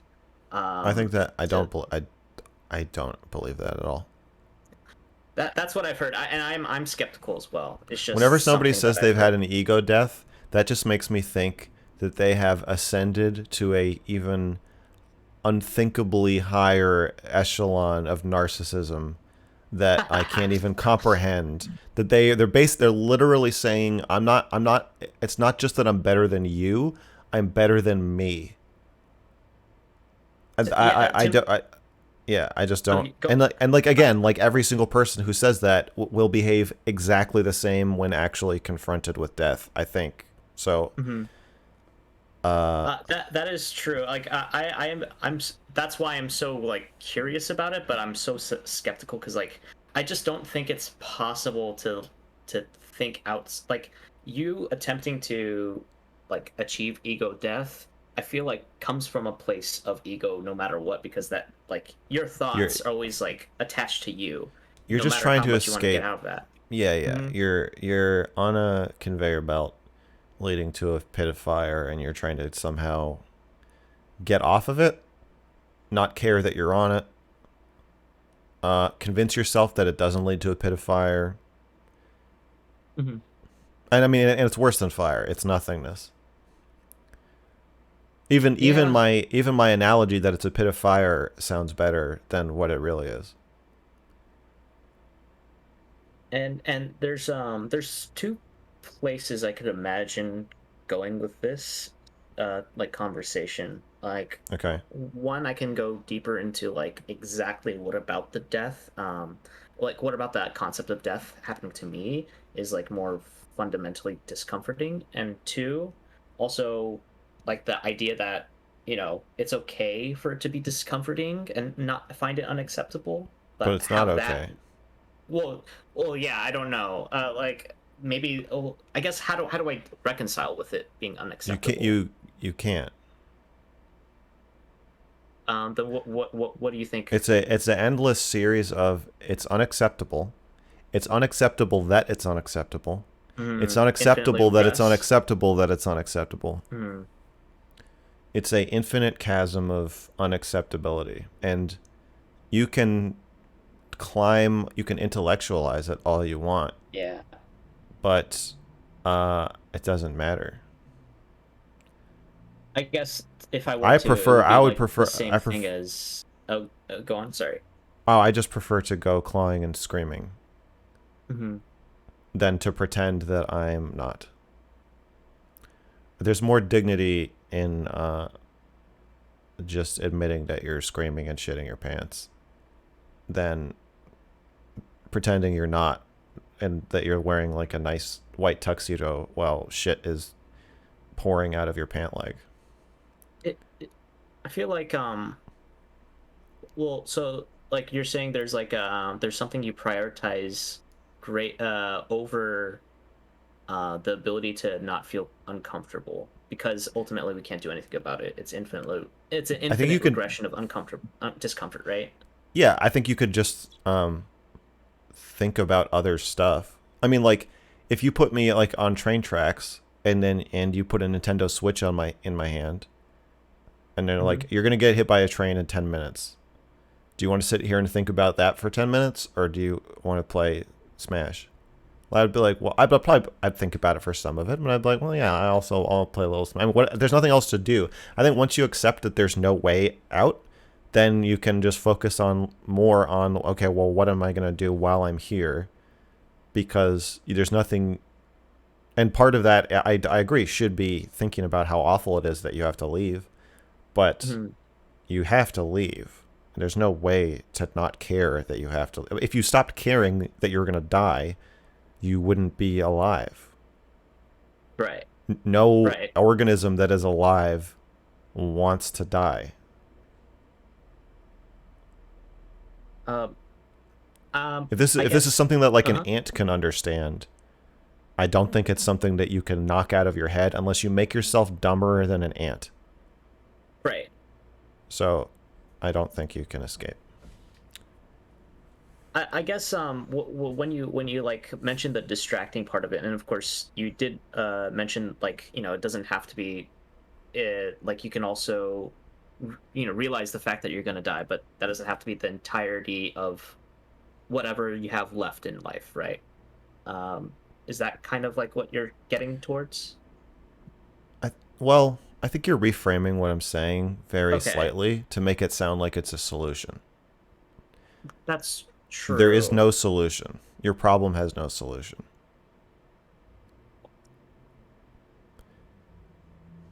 I guess maybe I kind of do that because I do ideally want a solution, even if there is none. You know. You're right. You're saying that everything you think and feel. Okay, here's another idea.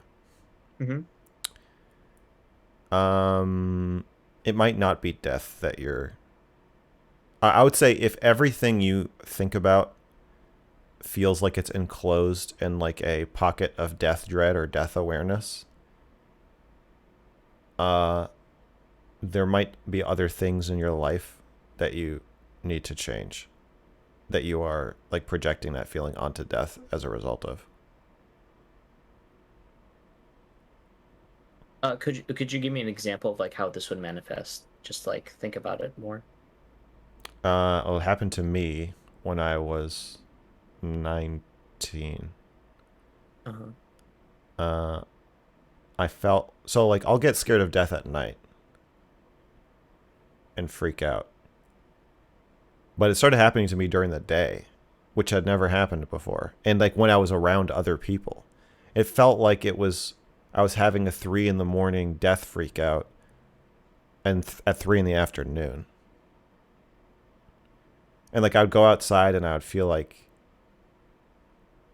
day is just night, but with the like a really bright light shining on it. And I would like look around and think like everything is actually just black. There's just light bouncing off of it that makes it look like it's day outside. And while these things are true, it eventually dawned on me like, oh, I hate my fucking life and I have to move out of my hometown.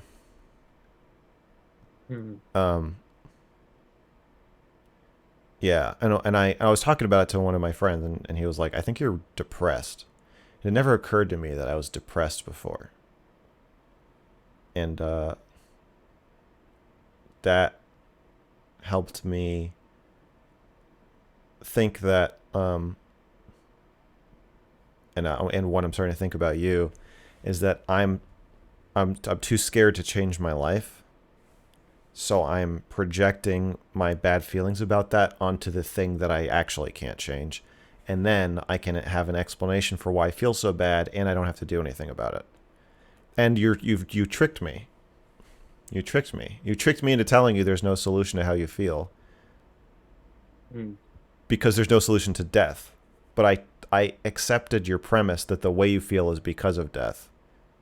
And because I feel similarly about death, I was able to like identify with that and then talk about it. But now I think if it's that prevalent, that might be weird. Maybe it's not about death. I think the feelings about death are there, but and this might not all be because of that. It might be other stuff that you need to change, that you can change. There's probably some truth to this. Well, I should elaborate more on like when, like the environment of when that pivotal moment happened with my dad. Because it did send me into some form of diagnosed depression at the time. Okay. Although, despite that, I kind of I didn't even understand what I was going through was depression for a while. But because I just I kind of like was shut down from even like processing the event. I didn't want to process it because what was happening was kind of like a cascading effect of existential dread and like with my dad and like what that means for me and like I think what I eventually came to realizing is that I lacked purpose, and and that was like a huge leap in my mental health, and I don't necessarily go through the specific symptoms that at least to the extent that I did back then, but I haven't necessarily gotten about to achieving that purpose or whatnot. I'm working on it, but I guess it's because I'm not there, and there's only so much time I feel like I have before I'm not able to enact or manifest that purpose into something that I could like be happy with for like for whatever time that's left. Wait, I feel okay. like it, What I'm trying to tell you is that I think you don't know what you're upset about.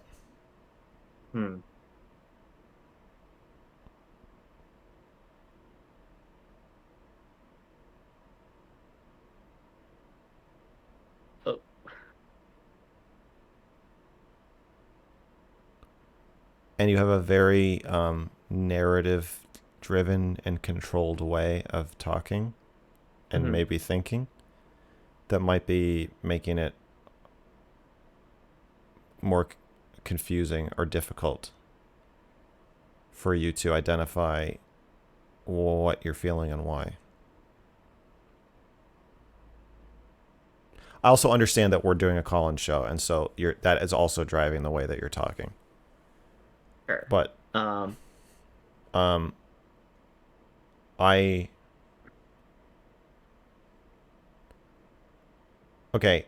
guess what I'm saying is like the amount of dread and emptiness that you're describing does not seem all ascribable to the fact that you are going to die or the fact that you are not in denial about that.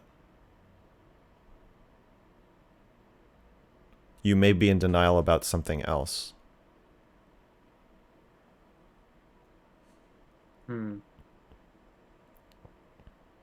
I just think if you're sorry, go ahead. Oh, well, I guess like when intuitively what I would think that my denial could be was like what we talked about earlier with like this is something that I'm supposedly like supposed to accept, but I denied that, right? And then established that's like unacceptable to accept death. But is there something else as well, or is there something besides that? I don't know. I think you're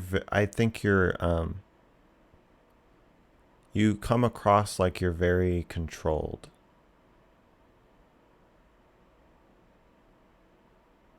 Maybe too controlled. I don't know. I don't know what it is. I feel like you don't know what it is, and I don't know what it is either. I guess my advice is to look elsewhere. Don't just, if you can stare at death forever and it will never, there's never no answer or solution or change. There's nothing you can do. It is possible you are staring at death because there's nothing you can do, and there's something else you don't want to confront where there is something you can do, but you are afraid.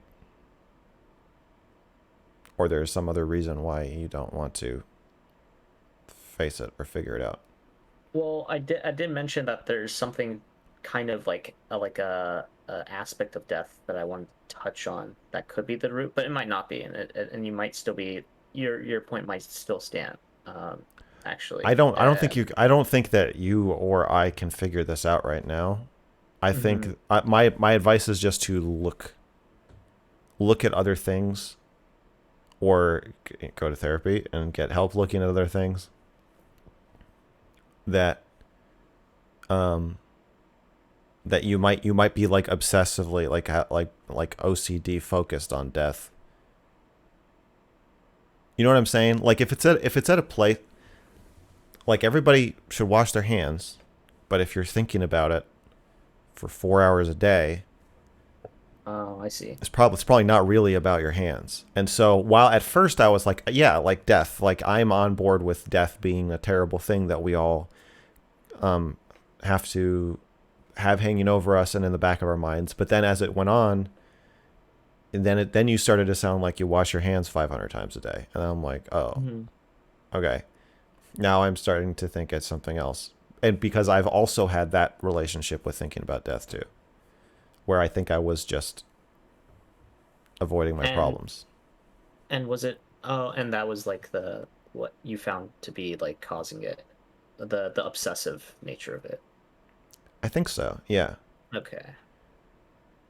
I think usually if I can't stop thinking about death, if I think about it like an abnormal amount, it usually means I'm like upset about like my romantic relationship or my friends or my job or my family, something big in my life that I am like that I'm too scared to change.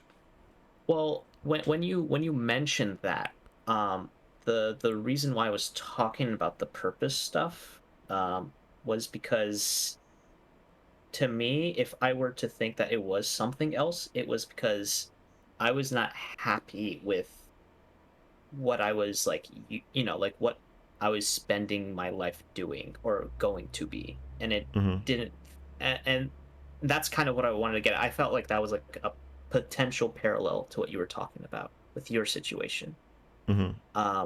That's why I mentioned the purpose thing, because it's something that is probably one of the, and I can get into more detail about it.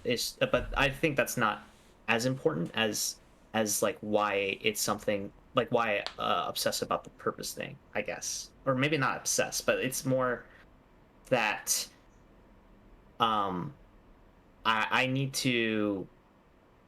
I don't think I'll be able to want to live if I'm not able to like do what on a fundamental level makes me happy pursuing. even if I don't make any success, or even if I don't make anything out of it, if I'm able to like do that without having to have external worries about my safety or my health, and I can just focus on that to some extent, or at least the possibility of getting to that point one day, at least, I think I'd be able to live happy. And because it feels difficult. What do you mean by live happy? I think I don't know for sure yet, but I think that this is like a step towards that. In terms of like being able to have a say it again? Towards what? It's not a goal. It's more of it's kind of a goal, but it's like a state of being able to do an action in which the action itself is something that is internally rewarding. I think I don't believe in happiness as a state of being.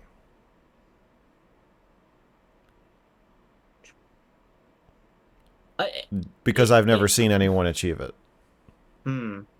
I might be. I'm curious about like the definition of happiness that you think other people like use when they're talking about it, because I don't think they have one. I don't think I've ever heard someone use like I want to be happy or live happy or achieve happiness and then have them name that, like explain it in a way where it reflects anything that I have seen or anything I believe that they have ever seen. I've seen it in movies. I know. I mean, I guess happiness to me is like a fictional ideal that cannot be even close to achieved. Do you not think it's possible that it's just something that's like maybe it's only because it's just incredibly difficult to get and doesn't I've never necessarily seen mean it's impossible? I mean, yeah. I mean, maybe it's possible to jump 100 feet in the air. I've just never seen somebody do it. So setting it as a life goal feels like I wouldn't want to do that. I haven't done that. Happiness is not a goal for me. What would be your goal then, I guess? In my life? Sure. Or like some kind of substitute. Oh, well, not substitute. That's not the right word. But For purpose? What do you? Sure. I think I set shorter term and measurable goals. Like for my channel. Make a video that make a specific video that I'm working on, or make the channel visually striking. That was a goal I set for myself a while ago. Like make it better, or learn how to use X program, or things that I like things that I have control over. Like I wouldn't set a subscriber goal because it's, as I've seen, it's totally fucking random. I mean, it's not random, but it's not something I can control.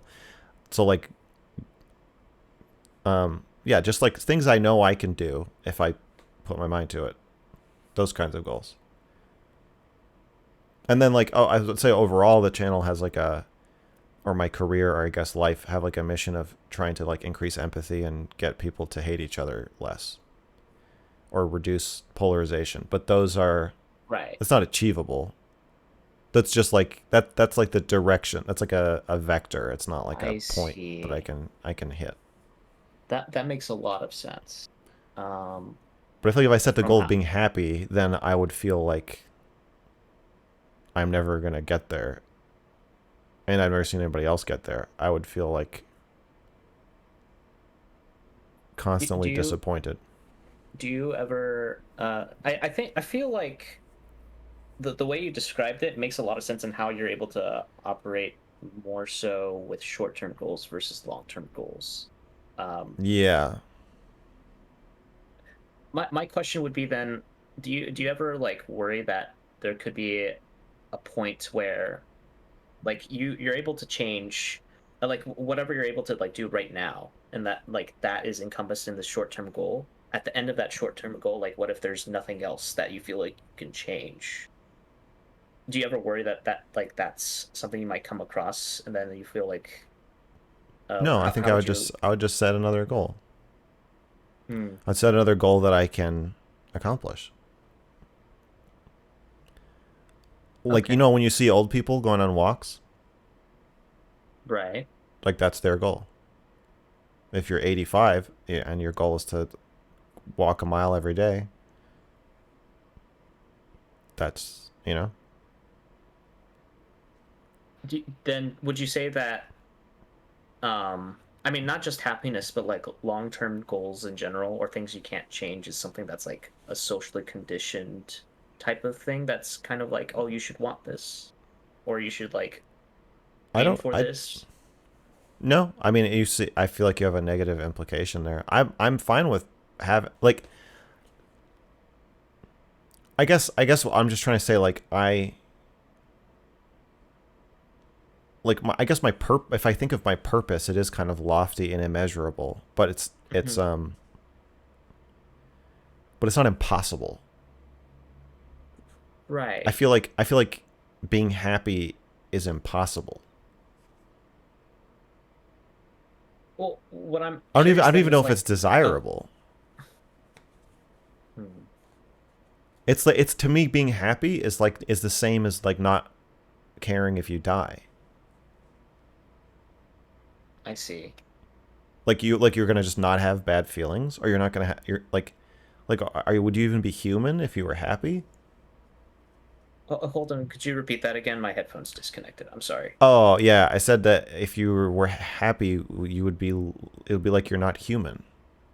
It just as if you didn't care if you were gonna die. Like, if you stop being afraid of death, are you still human?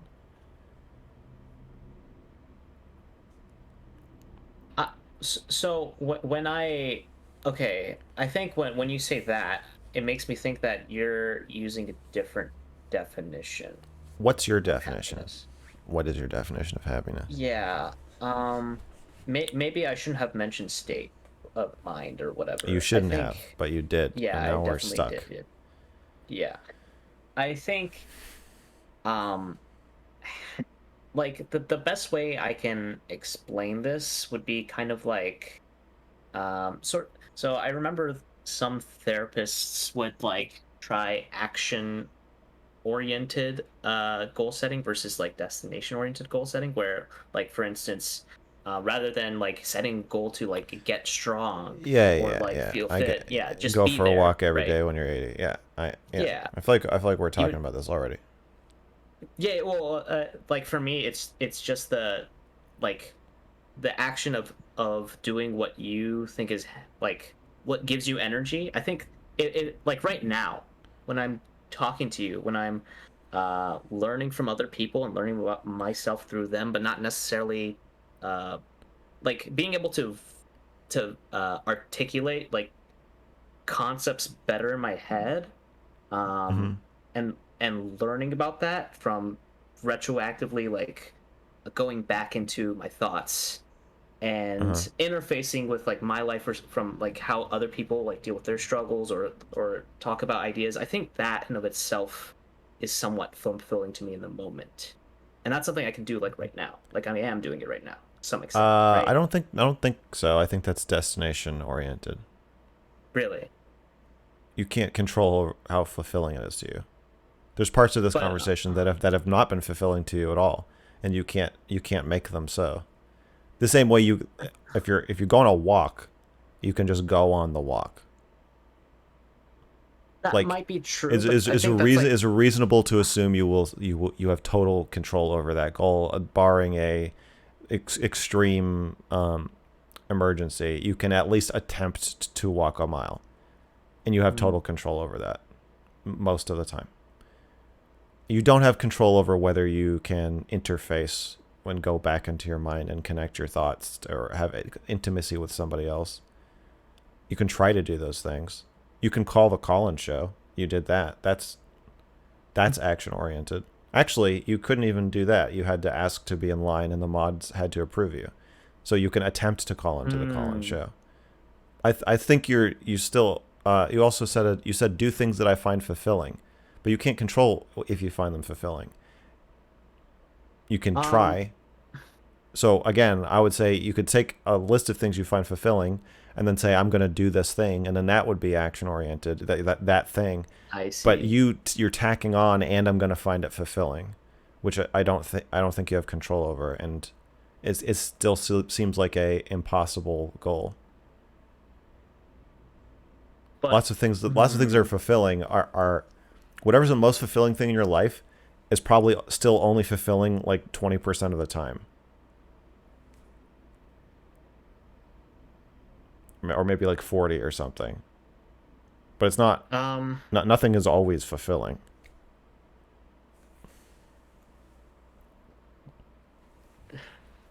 I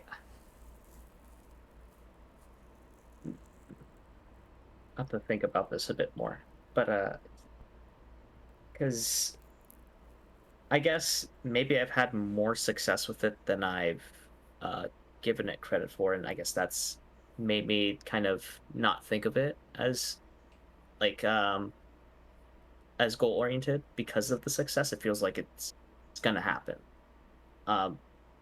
Maybe it's just like the barrier to entry in doing that type of thing is so low for me that it feels like it's action oriented when it's not. You're very easily fulfilled. Well, I'm able to do this kind of in like doing this type of like conversation or just like going through my thoughts. Even if the subject matter of itself entails like a lot of like non-fulfilling things and things I can't change, that provides like a potential to have further conversations about that, which in of itself could be the things that I like, said earlier was fulfilling to me. And just talking about that, I think.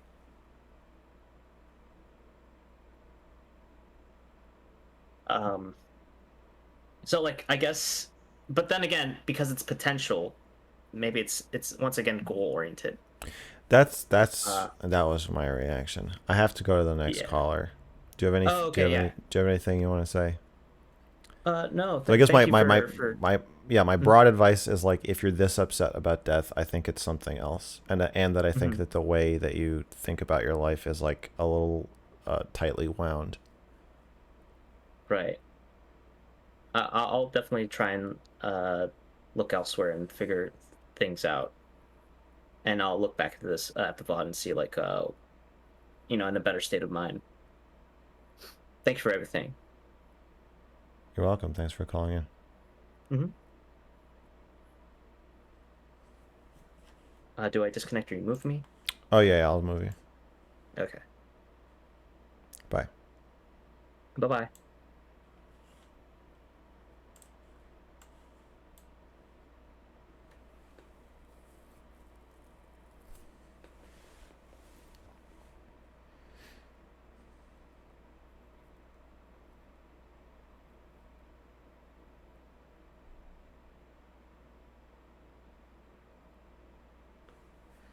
Why can't you just be upset at death? Why does it have to be something else?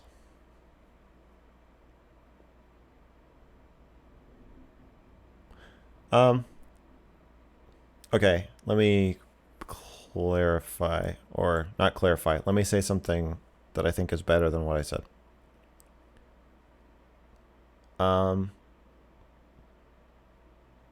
So you can be upset about multiple things at the same time. Like if I get mad at Shaylin and our air conditioner is broken.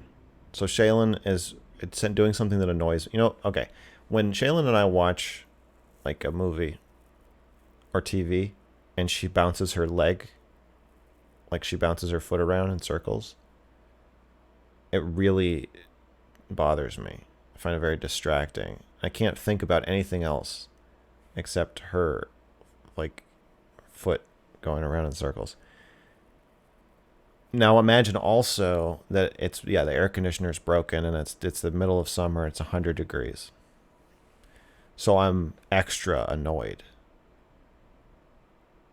She could stop bouncing her foot around, or I could fix the air conditioner, and either one would decrease my bad feelings in the moment.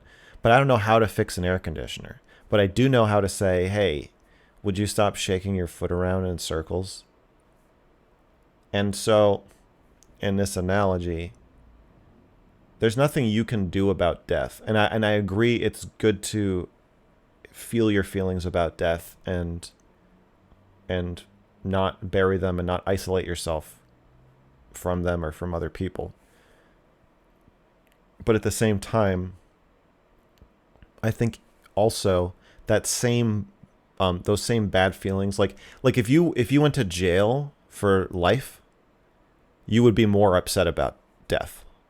I assume you would spend much more of your time obsessing over your impending doom, because you know that you're going to spend the only time you have left on this planet in like a really shitty situation.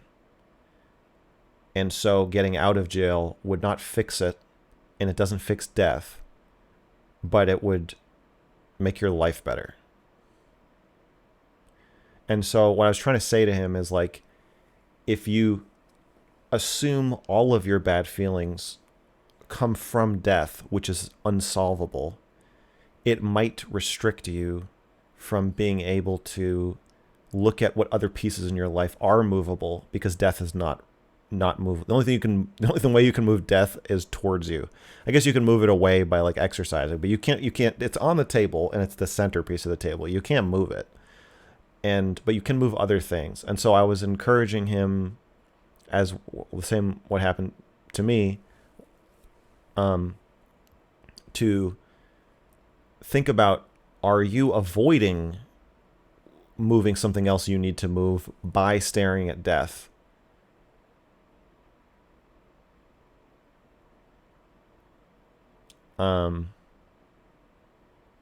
Yeah. What if you move the fear of death instead? I don't think you can move that. I think that's what I was trying to say in the first half of the call.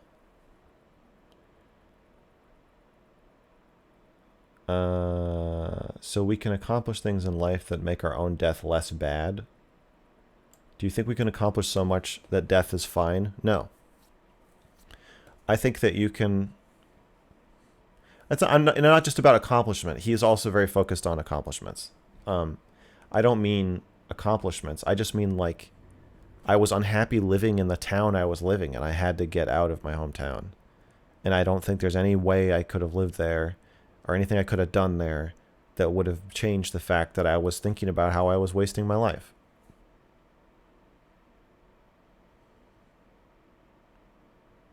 But I don't think there's anything you can do to make death fine. And as I said, I think if you're fine with death, you're lying or not human, or I don't know, maybe there are crazy people who are. Or so I'll say you're not in good shape if you're fine with death.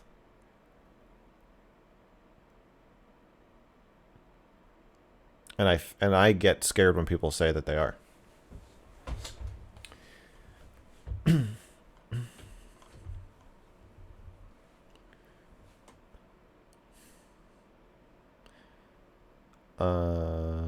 Okay. Am I normal to literally never think about death? I don't know. I've met people like that, so yeah, there are people like that. I think that if your like family member dies or friend dies or you get sick, or just as you get older, like it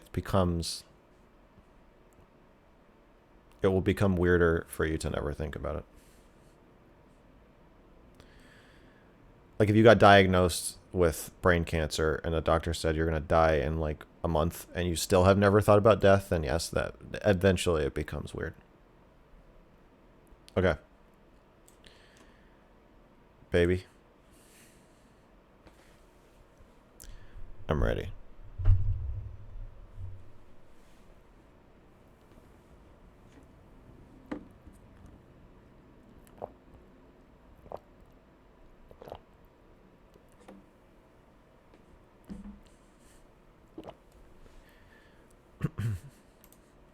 Hello. Mr. Girl? Yes? Hi. Should I call Hey. you Mr. Girl or? Mr. Girl or Max, either one. Hey, Mr. Girl. Hey. How you doing? I'm alright. How are you? I'm pretty good. This is it's definitely weird. I've listened to you talk for a while now, so it's like it's odd to actually speak to you and then have you talk back to me. The TV is talking to you. I know. Make it stop. Well, don't actually, because we're supposed to have a conversation. That's the idea. Yeah. So I have for advice. Okay. I have a problem with motivation, I guess you could say. Okay.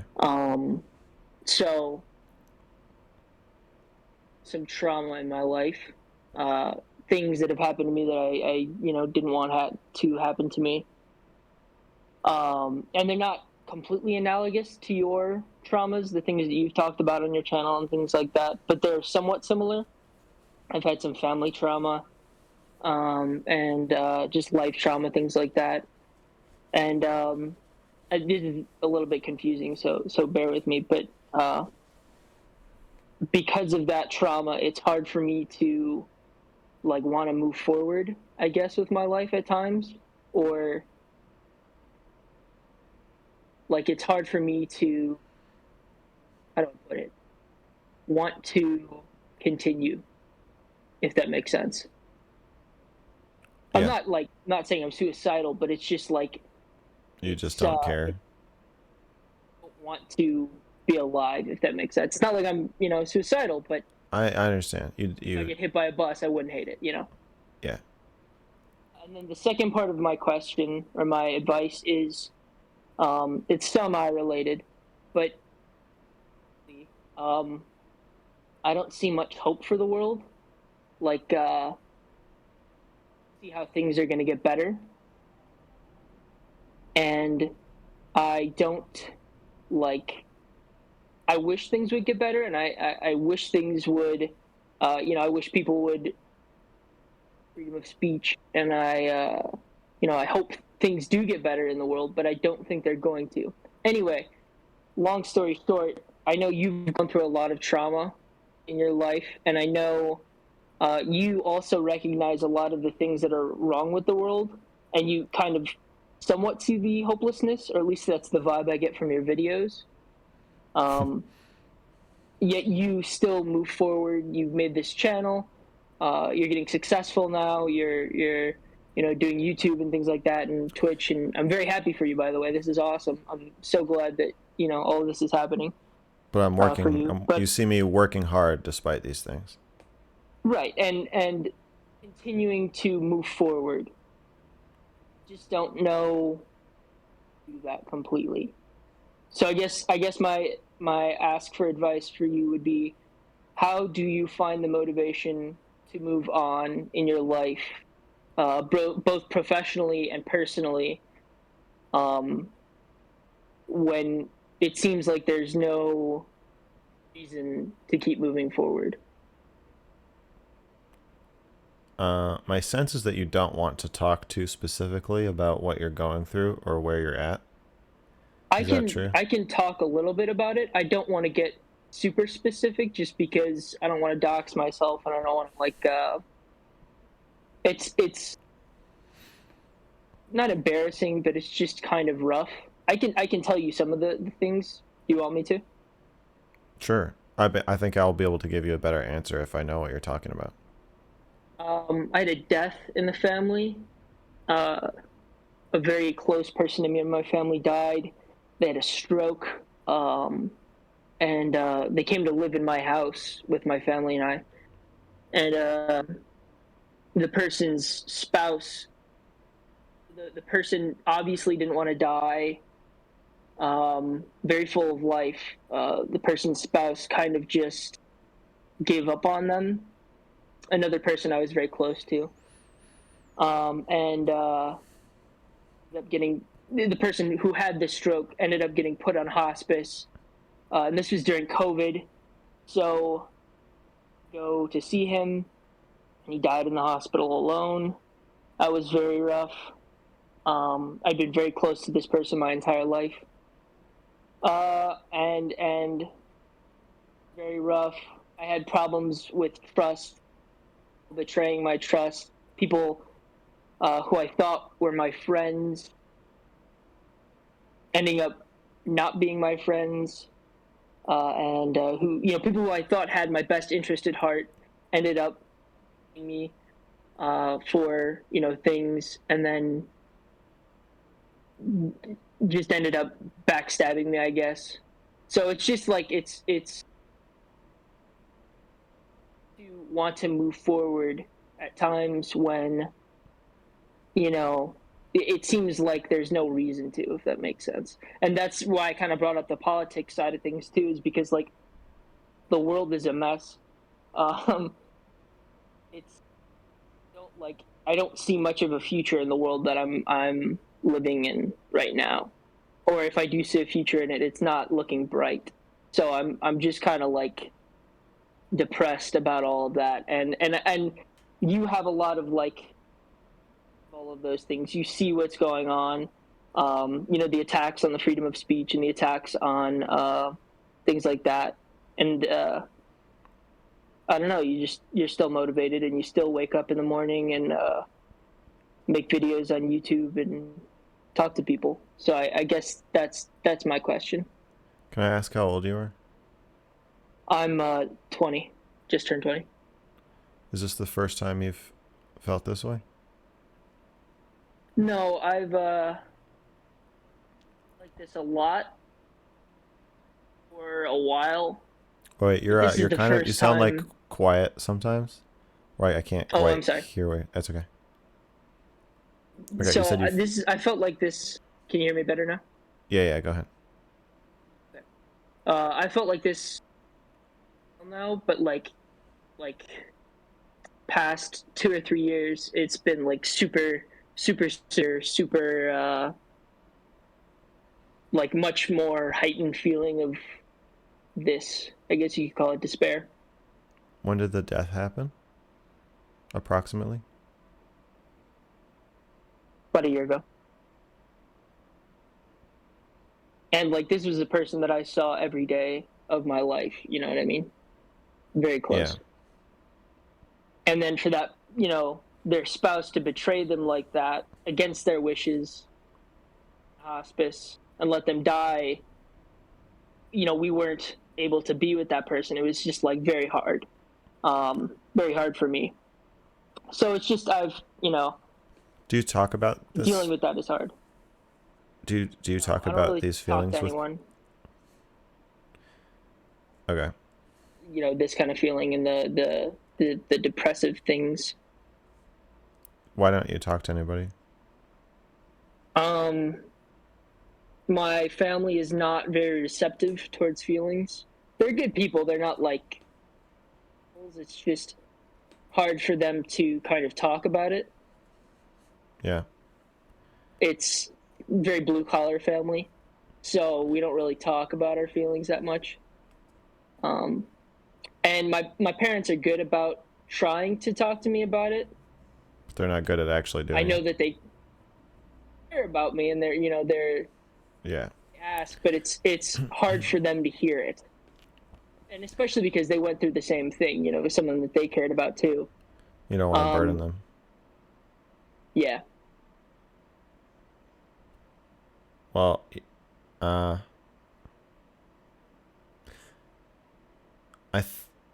first time that you want to die is pretty jarring. It's a pretty jarring experience.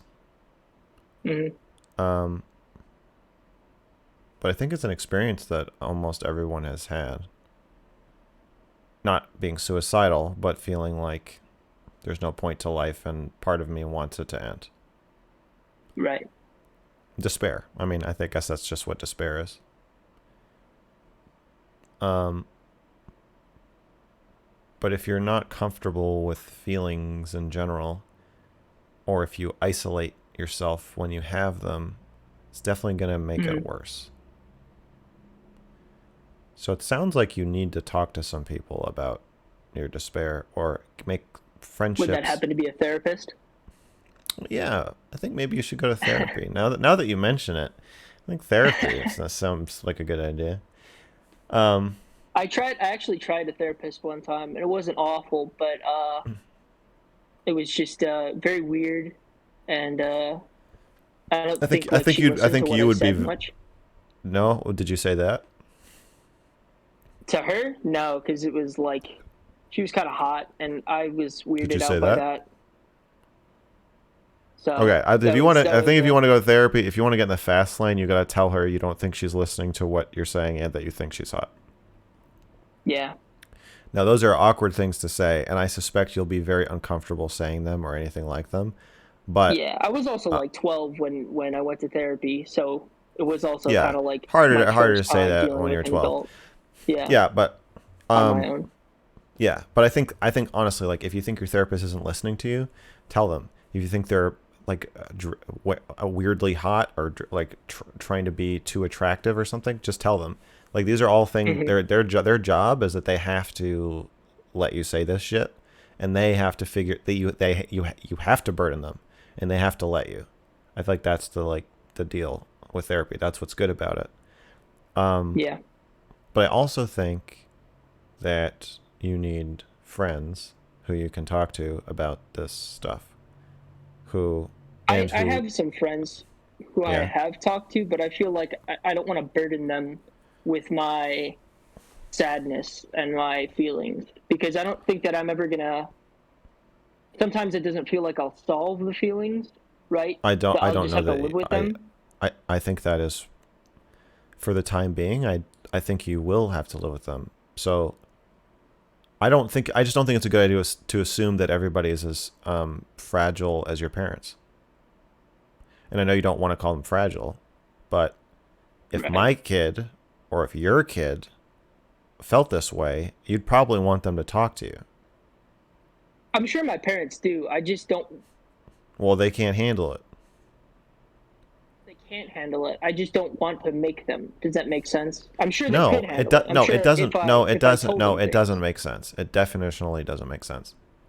How does it definitionally not make sense? Well, if you think they can handle it, then why would you not want to make them? I'm sure my mom could handle cancer. I don't want her to get cancer. You know what I mean? She can't handle cancer. Cancer kills you. It'll make her stressed. You just compared expressing your feelings to giving your mother cancer. You want to try again? I know. It's like I don't want my mom to be even more stressed than she already is about the things, and my dad more stressed about the things that they already are. Well, I think then to make them, I think part of handling as a parent means that your kid is not thinking about, does not think of themselves as a burden. I think if your kid thinks that they are a burden and that expressing their feelings to you would be harming you somehow, then you have communicated this to the child in some way.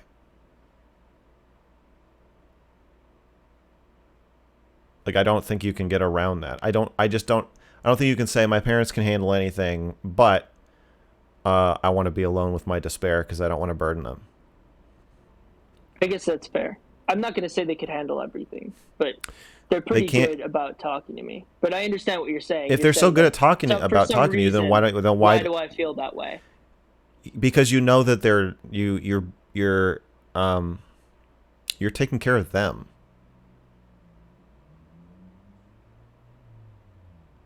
It's become my turn to take care of them, though. How fucking old are they? They're not like deathly old, but they're a decent age, And there's a difference between You're 20. You're not in any position to be emotionally caretaking 50, 60-year-olds. No, they're not. They're not also taking care of, if they want help bringing in the groceries, you can take care of them that way, but you're not in a position to emotionally support your parents through this death. And it sounds like they're not in a position to emotionally support you, but they're kind of supposed to be. And I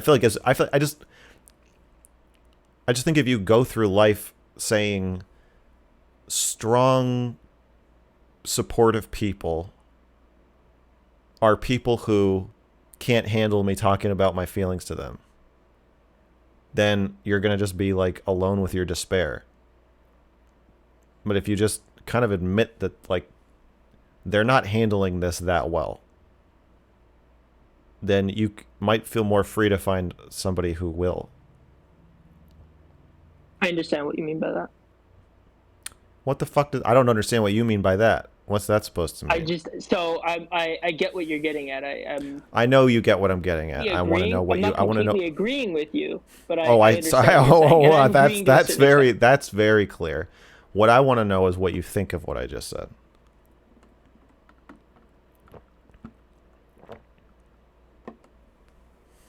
Right. I think they're handling it the best that they can.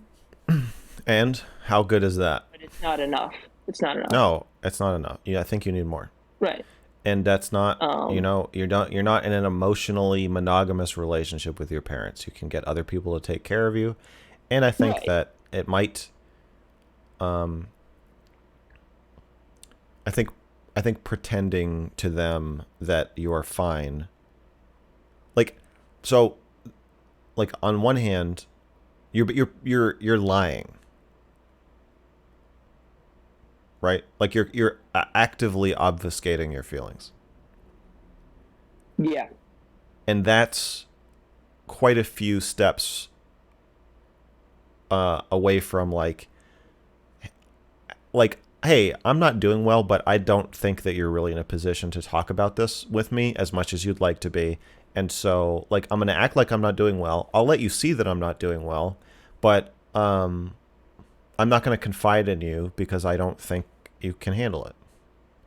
Obviously, that's like a very blunt, forward way to say it, but you're like actively closeted as a despairing person, which is like, I think worse for you than you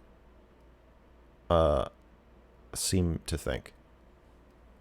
I think it's bad for you to actively, bad, and I know that it's very bad for my and like you're doing it so they don't have to feel like so they can have the feeling that they are taking good care of you and everything's fine, but it's not true. I don't think it's just that. I think it's also just because I'm not completely comfortable. Like right now I'm anxious as all hell telling you how I feel, just because I'm not completely comfortable with telling people how I feel a lot of the time. Do you feel like you're burdening me? No, it makes me anxious. I don't like telling people how I feel. If that makes any sort of sense. It's weird. It makes sense, but my theory is that the reason it makes you anxious is like you feel like you're like one of those like tribal people living in a rainforest who's never seen civilization, and you're going on a plane for the first time. Like, I just think that you haven't had the experience of telling somebody how you feel and having them not, like, be, like, destroyed by it. And obviously, it's different because I'm not in any way involved in the situation. I'm not causing how you feel in any way. Right.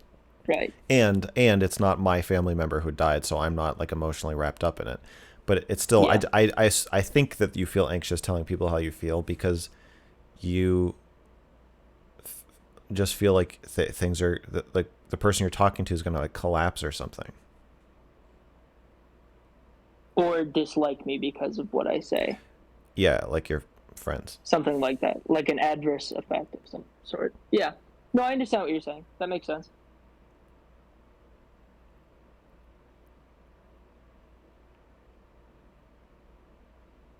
Well, okay, so if you feeling uncomfortable and like you're burdening people and like you're risking them not liking you, if that happens every time you seek emotional support, then I think you can just assume that if you're taking care of yourself for the time being, anytime you're doing a good job of expressing yourself to people, that is how you're going to feel. You are going to feel like they don't like you. Yeah, you're going to feel like shit every time you take care of yourself for a while, I think. Cool. But if you know that, then when you are confiding in a friend or a therapist, or ideally both, you'll know that that's why you feel that, instead of assuming that it means you need to stop. I think that's just how it's going to be for a while.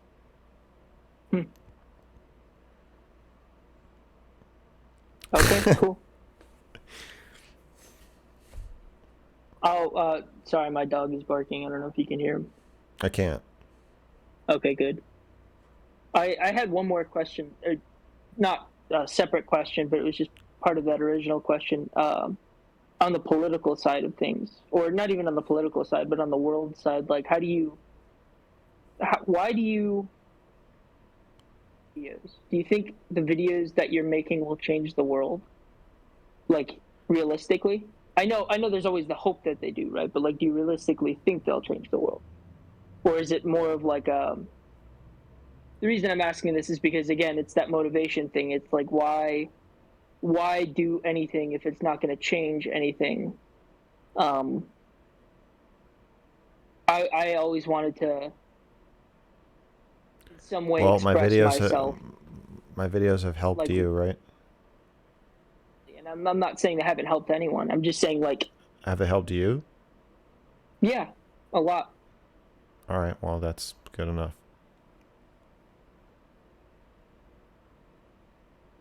Cool. All right, thank you, Mr. Girl. You're welcome.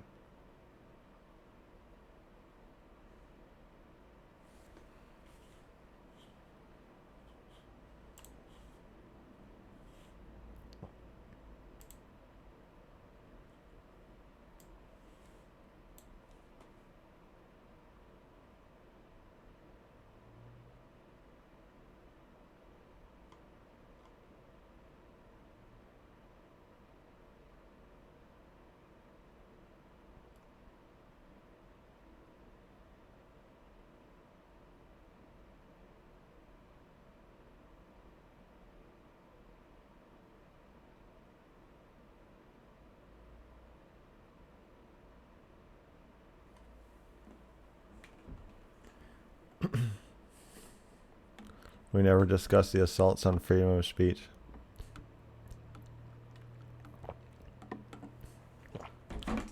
Yeah. It is depressing. What's a healthy breakfast food that isn't oatmeal? I don't know. Protein pancakes? I mean, egg whites. What do you mean by healthy? Healthy usually just means high protein. Like egg whites and turkey bacon or something. Can you gulp louder into the mic? Let me see.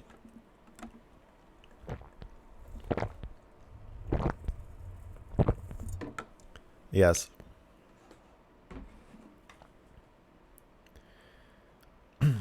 Send me my mug, ho. I'm not shipping the mugs myself, so, but it should be on its way. Favorite rapper? Eminem. You already know the answer to that. Rub beard on mic. That costs extra.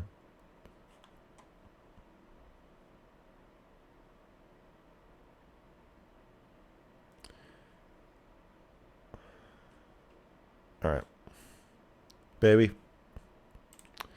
bring it on.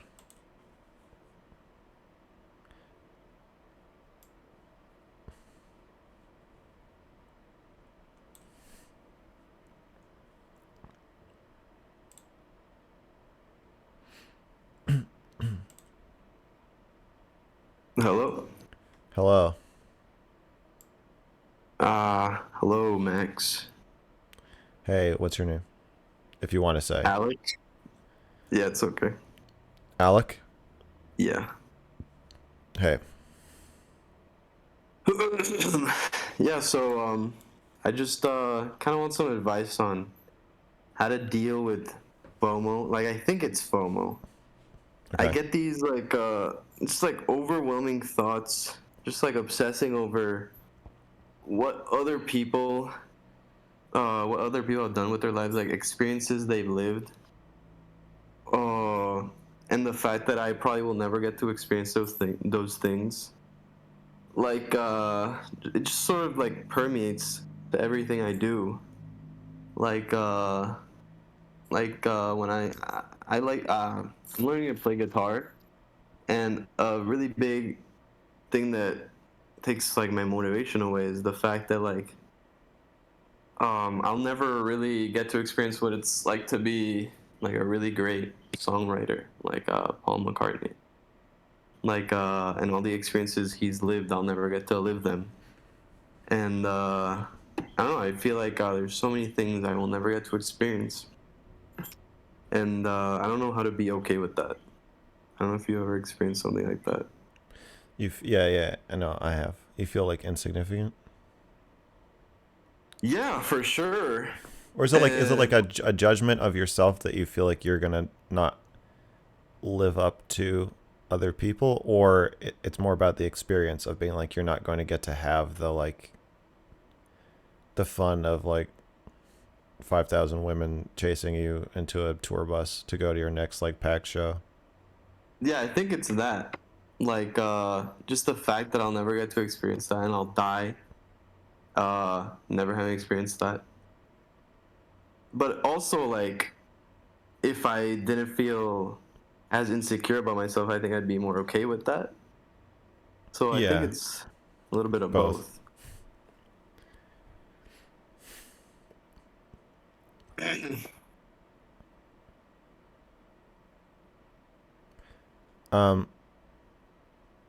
I'm reading to / listening to the book Outliers by Malcolm Gladwell.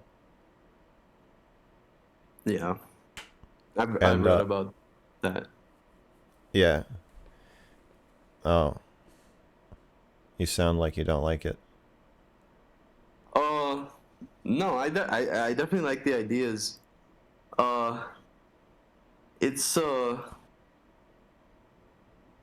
like, are you gonna talk about the 5,000 hour thing? Well, kind of. I mean, just the idea that Paul McCartney is not just brilliant. Like he was almost forced to work extremely hard. Yeah, it's really difficult to like focus on that because on you like, have, like playing no your guitar. Motivation. Yeah. Like if you have a you have to be pretty obsessive to hit that level of like music fame, obviously. Yeah, and it's hard to learn guitar and separate like the outcome from the process. And I think it can get very overwhelming just thinking of where I'm gonna go with this. Well, are you saying every time you practice guitar, you're like feeling small and insignificant? Not necessarily, but like, let's say I try to write a song, or I'm just like, damn, this really sucks, and why am I even trying? Like, I'm never gonna get to experience greatness. It's hard to get away from those thoughts. Okay, first of all, Paul McCartney has written some pretty shitty songs. Do we agree on that? Yeah, for sure. Okay. So, if every time Paul McCartney wrote a song, he looked at it and was like, if this song is bad, then I will quit being a songwriter, he would not have made it very far. Yes. Okay. Also,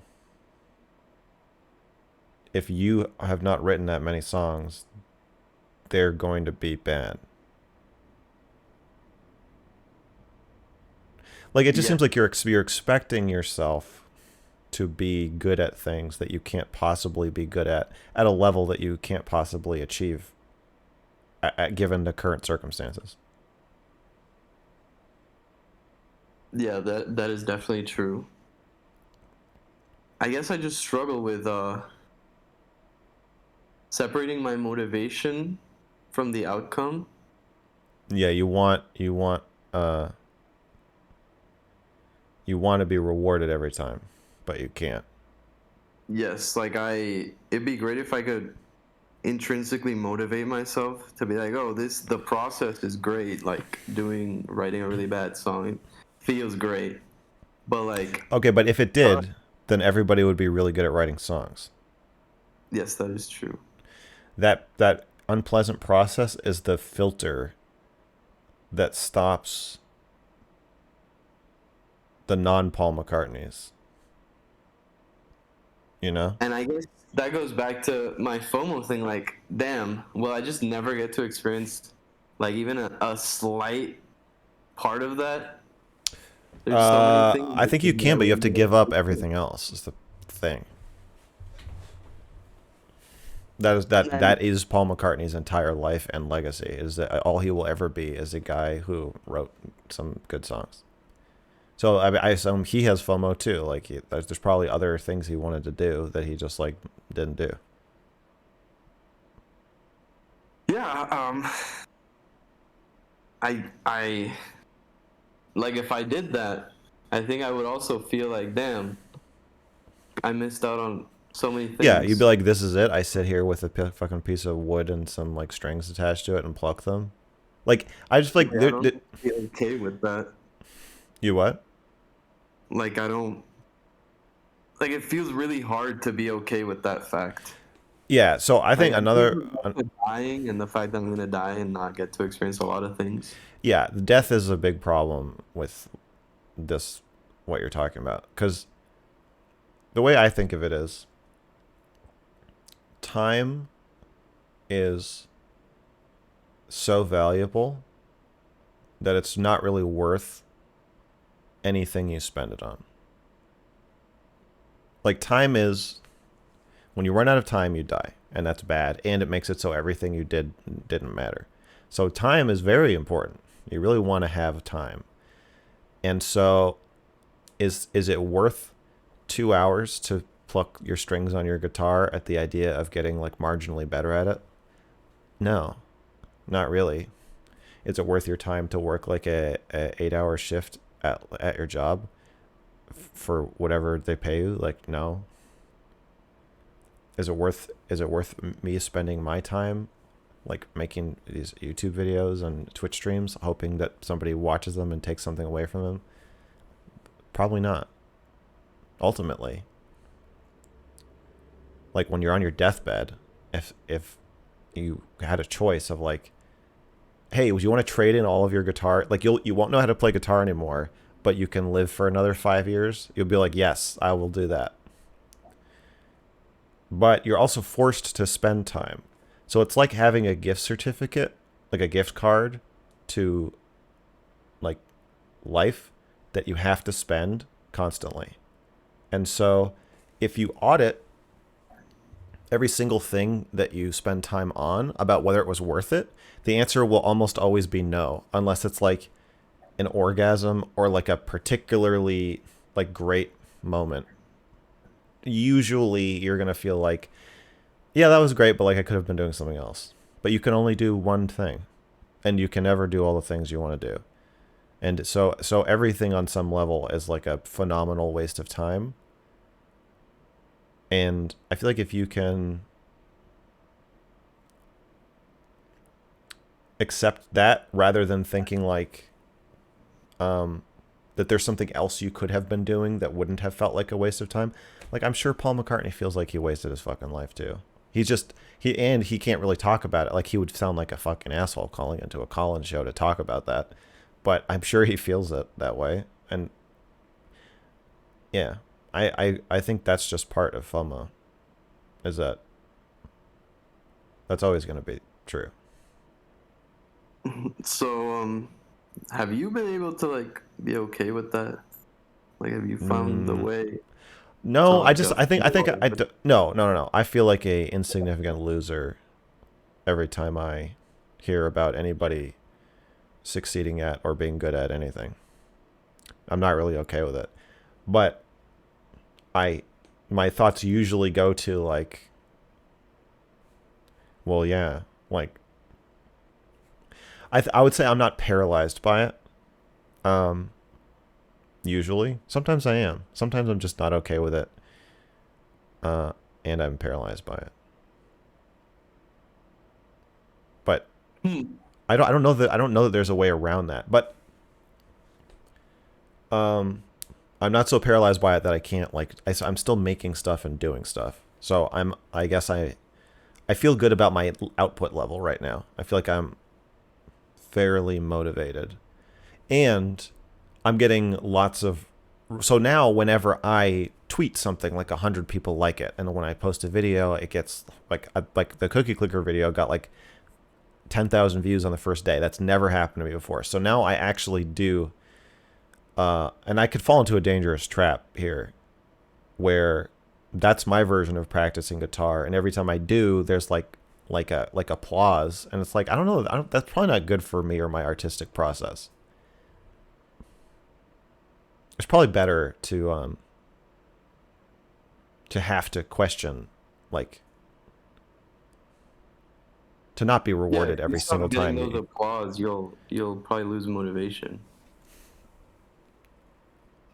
I think even getting the applause makes me lose motivation. So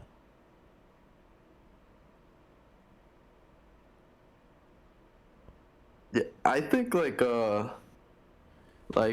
you're probably right. Like your brain probably just gives you FOMO just as a biological way to motivate you to like reproduce,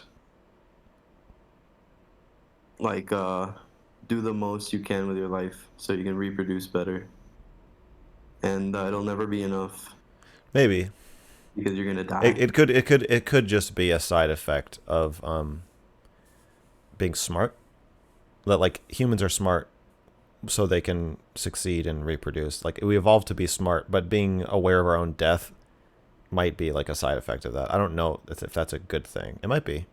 I don't know. Evolutionarily, I don't know. But yeah, but I just it makes me feel bad. Yeah, it's pretty terrible. But I also think that I would look at like why you're so impatient with yourself.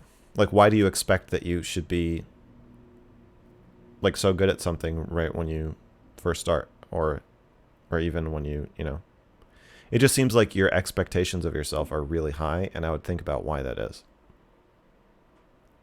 Yeah, probably something to do with my childhood, how I was raised. Yeah, it sounds like you were raised with anxiety to succeed. So yeah. And I think the anxiety has to do a lot with anxiety of wasting time. Like, am I doing the perfect thing I should be doing at this time to like maximize why do you happiness later on? Yeah, why are you thinking about that? It goes back to what you were saying, of course.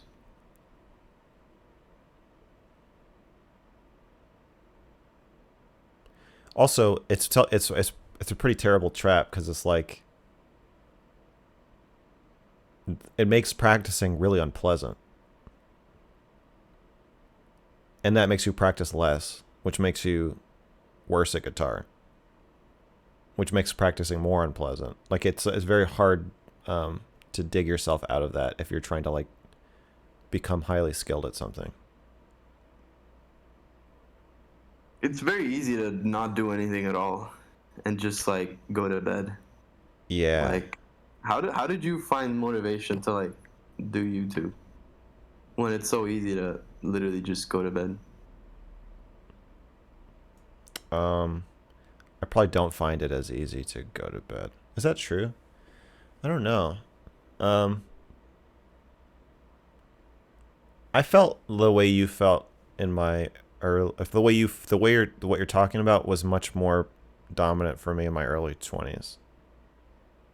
Yeah, I'm 20. Yeah, I think.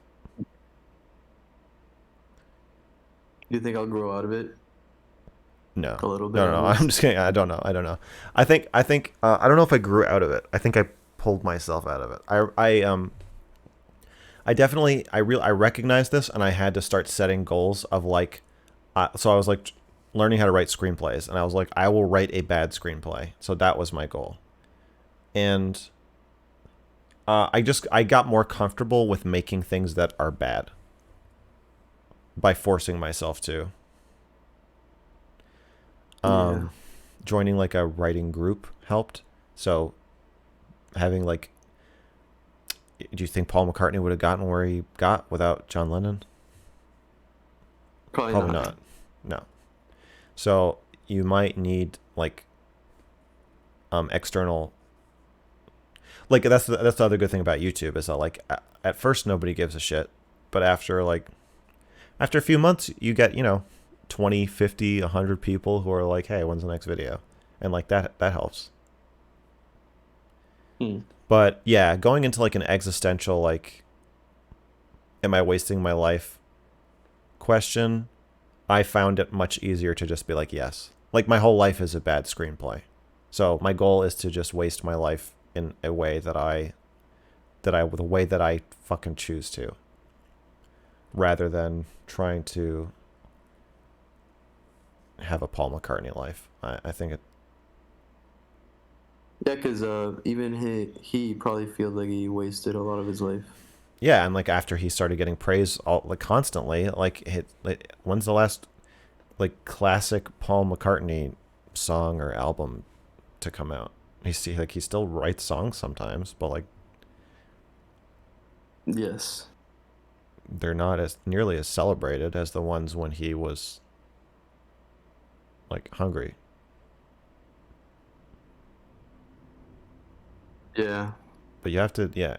And then when you start showing them to people when they're bad, then people shit on you a lot. So that doesn't help either. Yeah, there's so much to overcome just to not like want to die. Yeah, and then you die anyway. And then you die anyway, of course, yeah. Well, it'll be satisfying for both of us when Paul McCartney dies. We'll say, well, now how fucking talented are you? Yeah, then I will be greater than him because at least I'm alive. Right. Let's see you play bass now, you little bitch. Yeah. Yep, that's actually a thought I've had before. That's funny. Well, thank you. I think I understood what you were trying to say, and I gleaned some insights from it. You're welcome. All right. Have a good night, Max. All right. You too, Alec.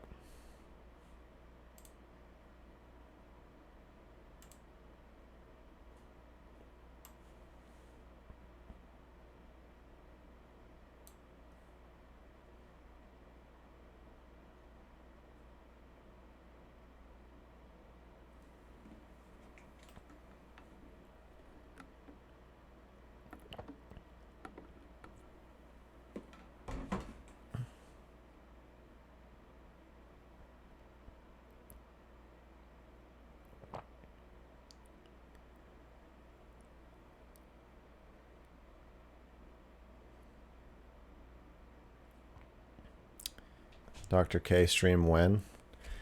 I said I wrote him a nice tweet. I wrote him a mocking tweet. I attacked him on Twitch.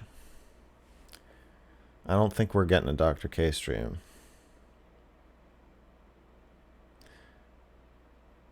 A boxing match. Yeah. There'd be something primally satisfying about Dr. K just beating my face in front of all of Twitch.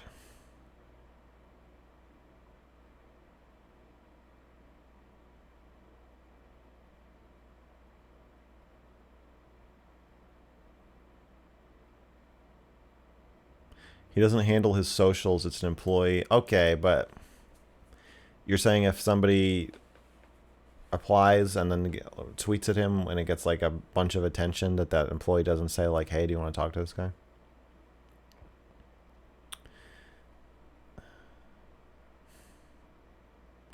Dr. K diss track. That might be what it takes.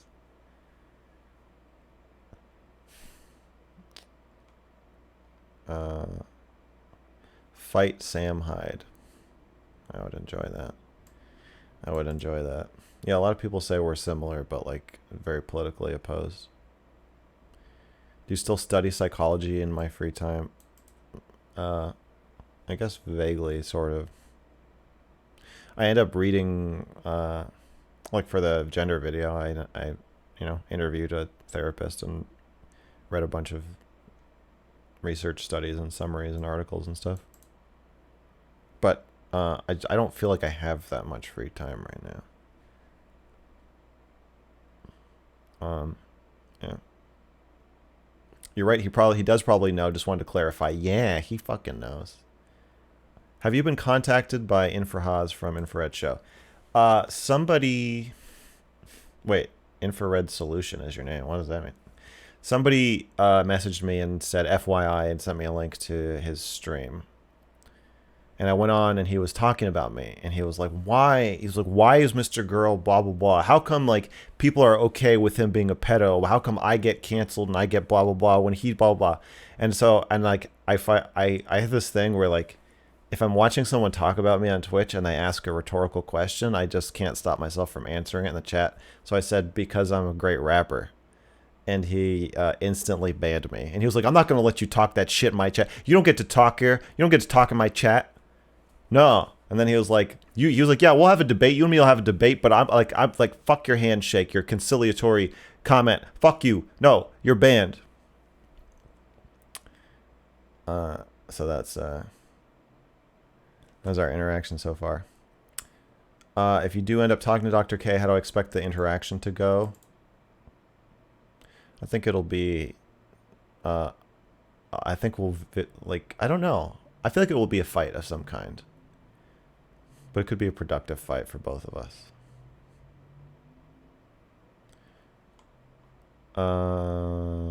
Okay.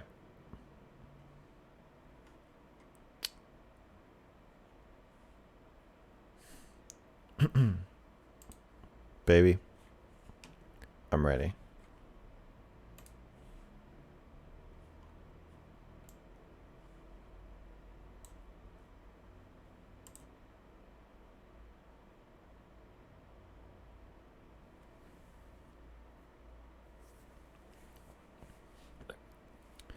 Hello.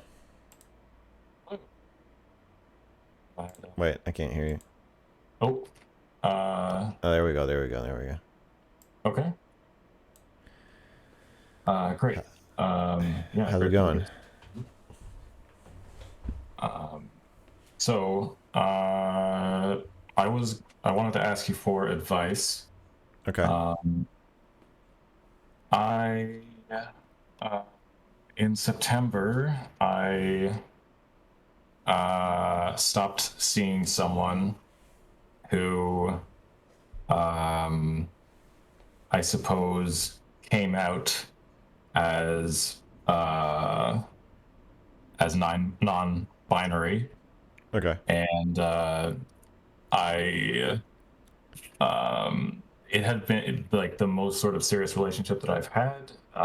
It had been like sort of an on and off tumultuous thing for years, and I already like knew that she was very questioning of gender norms, and I found that very attractive about her. I'm also from a very kind of progressive, like hippie upbringing. Yeah. So it kind of caught me off guard, I guess, that she seemed to want to identify in this more concrete, like serious way. Yeah, or like kind of like popularly, I don't know, like mainstream way, I guess, or not exactly, but like this phenomenon that's become codified to some degree. Okay. And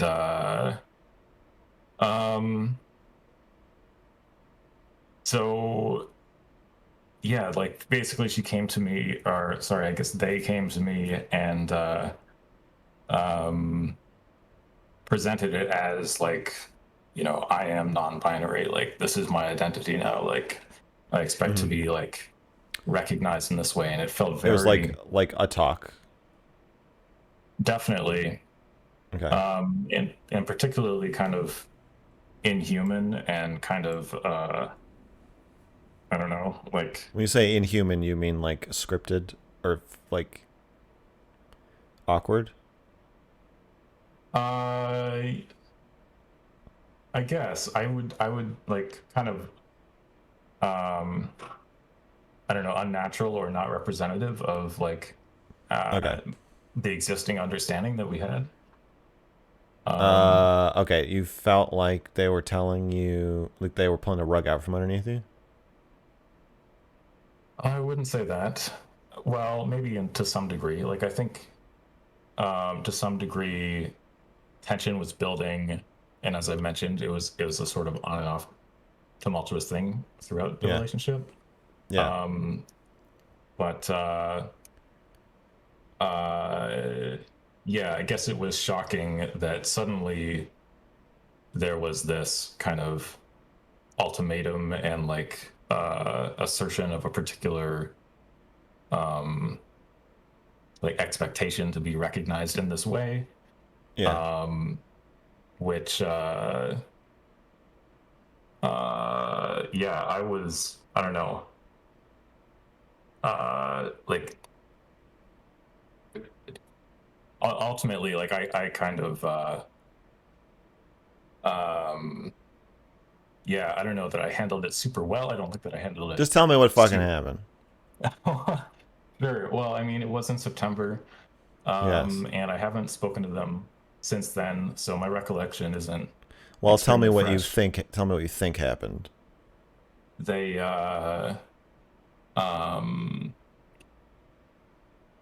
like I think I kind of like clammed up. I'm a pretty I don't know, like thoughtful,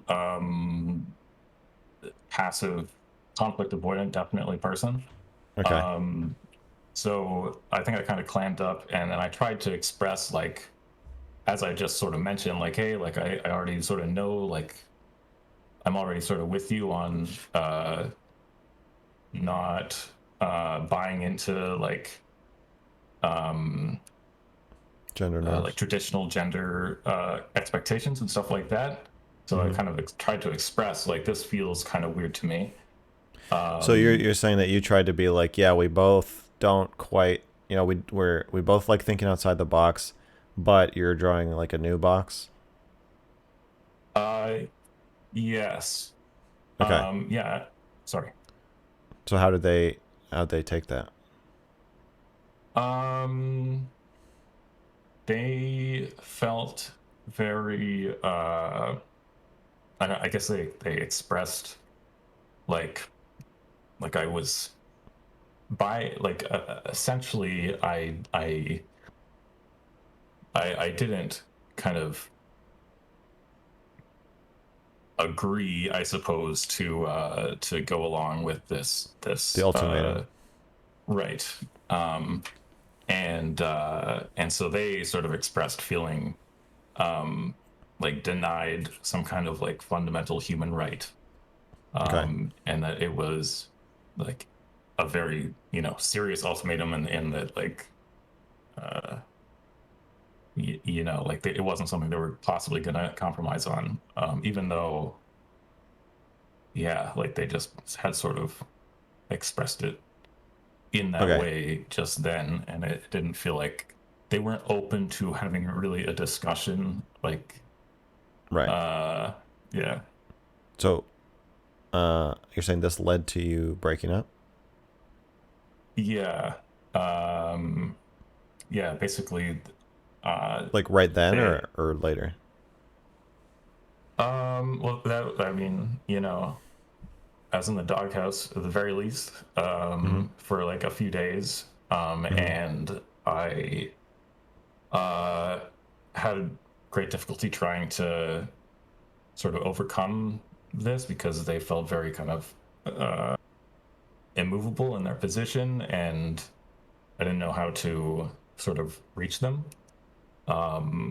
So I kind of avoided the conflict for a bit, and they felt, you know, like I don't know, there was just that pressure there for a while, and then eventually they like over a phone call, they kind of like finally said, like, you know, either you've got to like change your mind and then call back and like get in touch again, because it really sucked not to have you in my life or whatever, but like this is like my ultimatum, and so I just never have. Okay. What do you? So I guess I would. I was hoping. Yeah, sorry. yeah. No. Go ahead. I was hoping to. I guess my idea was to ask you, since you sort of expressed or have shared, my own story. Exactly, with Shaylin. Yeah. So for anybody who doesn't know, Shaylin told me that she was considering taking testosterone to I guess continue on her path toward being more non-binary or androgynous, and I said I didn't think it was a good idea, and then she changed her mind. Long story short, that was after we'd been together for like 2 weeks. Okay, continue.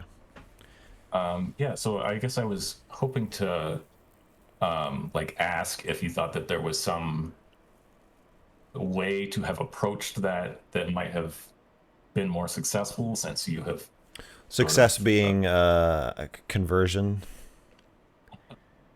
I guess. I don't think that's a good idea. And I don't think that's what I was trying to do with Shaylin. I was more saying trying to stay in. Well, first of all, I didn't have a problem with her identity. I was setting my own boundaries. So she said she wanted me to have a more androgynous nickname for her, and I said no. And she said, I want you to call me your partner, and I said no. You're my girlfriend. And if that means you don't want to be with me, then you don't have to be with me. But like, I don't want you to tell me how to talk, and I'm not going to tell you how to talk. If you want to call me your grandma, you can call me your grandma. I cede all power over how you talk about me, and I want you to cede power over how I talk about you. And then the testosterone thing was like, I just like you. It was not under like the supervision of like a therapist or doctor or anything. It was just like an idea, and I was like, wow, that strikes me as a terrible idea. But yeah, and I said, like, if we're gonna be together, and because we're starting our relationship, I feel like I don't think I get to have a say in what you do with your body, but I do get to have feelings about it, and I get to express them, and you can express feelings about what I do with my body. So like, if I gain 100 pounds or whatever it is that you feel feelings about, we can talk about them. As we're invested in each other's bodies. So if you're going to make this change to your body, it's a bit ridiculous to me for you to expect me to just take it in stride, because your body is part of our relationship, and you can't just fucking change it and expect me to have nothing to say about it. That said, I think all you can do is set boundaries and just say what you're willing to do and what you're not willing to do, which it sounds like is what you did. I don't think that trying to convince them that their way of thinking about this is wrong and that they should go back to your way of thinking about it is going to get you what you want anyway.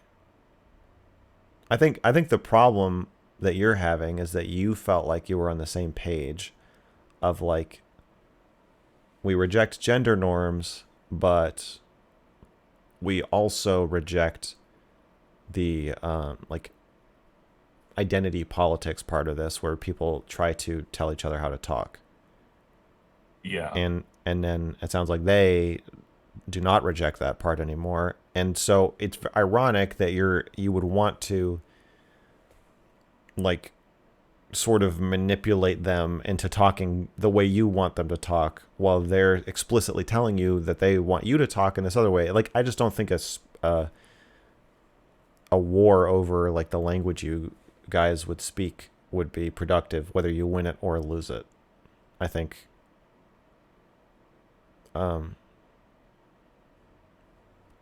I think maybe if you were more vulnerable, I don't know if you were, but if you talked more about your feelings about it and why you feel the way you do and why you're resistant, it might help them understand that it's not that you are like a bigot.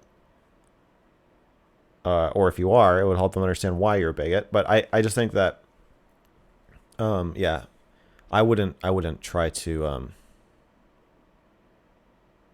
convert or deconvert, however you see it. I would just try to be really open. Yeah, I think that's a keen intuition because I don't think that I did express vulnerability very well in that situation. I think. Right, and that can come off as dismissive. Sorry? That can come off as dismissive. Yeah. And like if you're dismissive of a non-binary person or any like a trans person, they already feel dismissed. And so you unknowingly kind of add yourself to that list of people that they feel like oppressed by. Like that's the thing they're probably trying to get away from. Mm-hmm. But I think if you're more vulnerable, then it doesn't have to be like that. Right.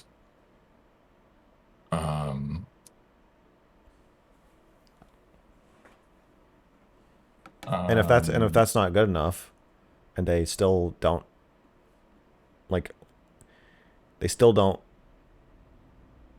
accept you and accept who you are and how you feel, even if you're vulnerable, then it might just be an impasse. Sure. That you can't fix. Yeah, I mean, I don't know how.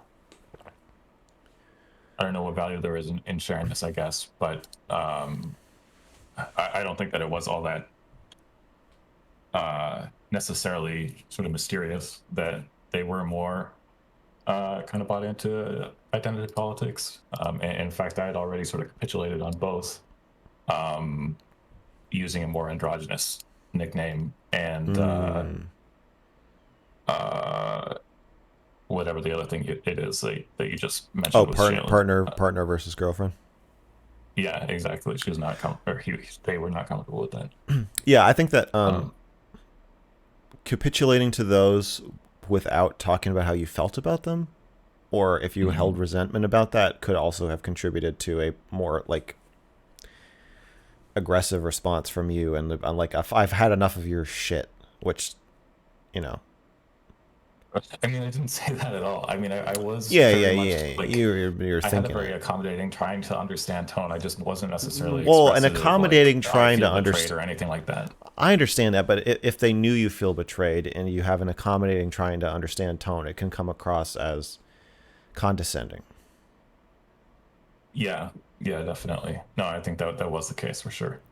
Yeah, and I think if you're more, even if it ends up with you being more angry or more direct or blunt, condescension and dismissiveness might be the thing that they were responding to the most negatively.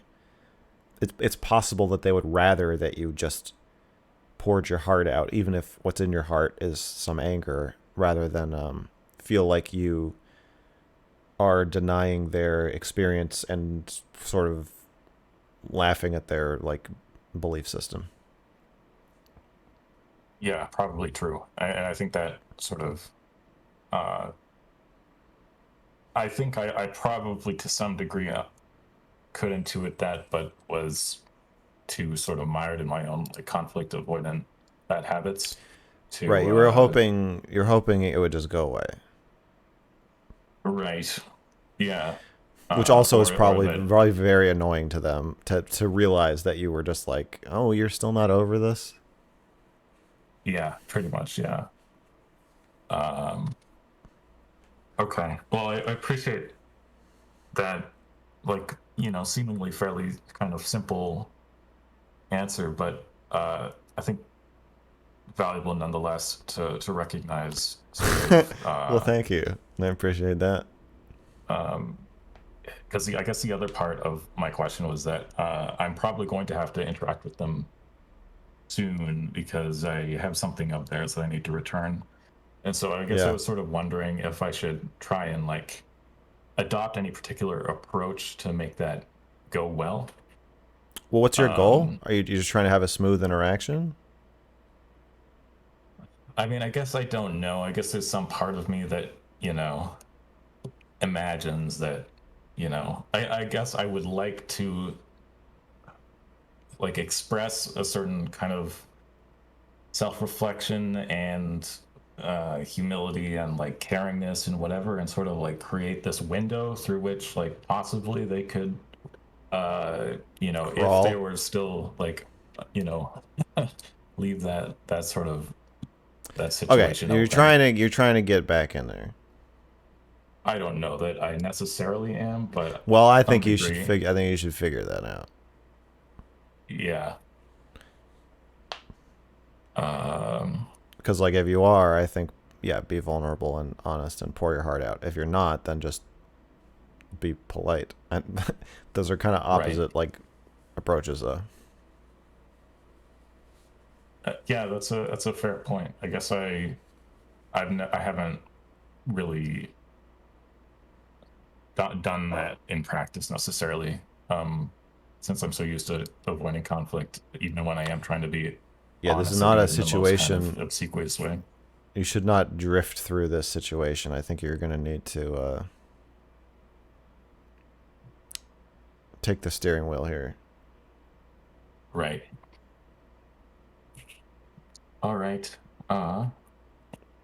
Well, yeah, I appreciate that. I'll definitely reflect on that. And, instead of saying, I love you, buddy, or whatever, I'll say that I greatly respect and appreciate what you're doing. And, thank you for your service, so to speak. You're welcome. It's an honor to serve. Thanks for calling in. Yeah. Ciao. Ciao.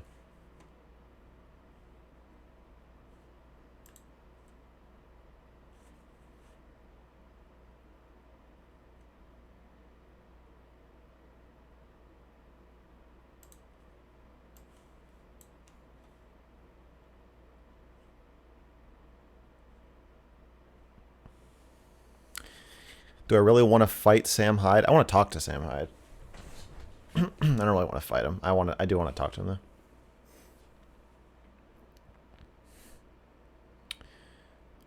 though. Please keep being yourself and don't ever let a sponsor or individual pay you enough money to act in a contradictory way.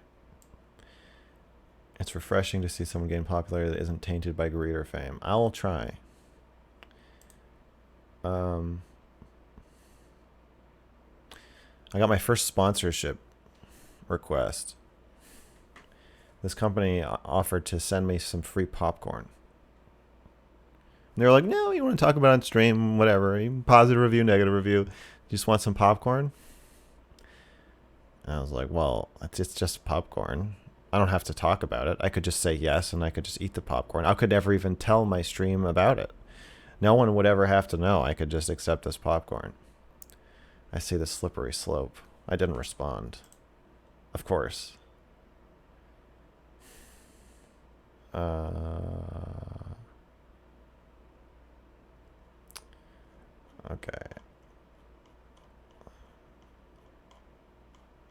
I'm way behind. Gotta scroll. Are you a fan of Kanye? Yeah, I'm a fan of Kanye.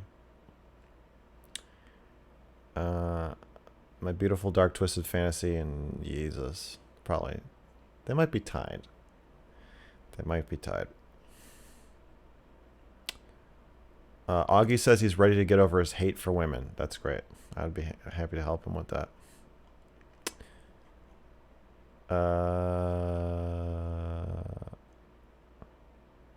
Thanks for the video about hitting women. It made me realize some things about myself in my last relationship.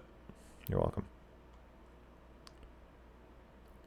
Like, they might still not find a compromise, right? They might have the boundary of wanting to be called that, and he may not want to do that. That's unsolvable, isn't it? Yeah.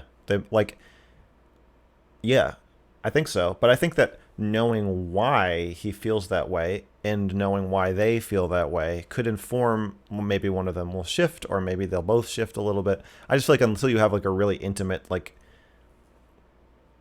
open conversation about it, you won't really know if you've hit like a true impasse, or if it's like, or if it's just that you feel so dismissed by the other person that that is what's causing the breakup.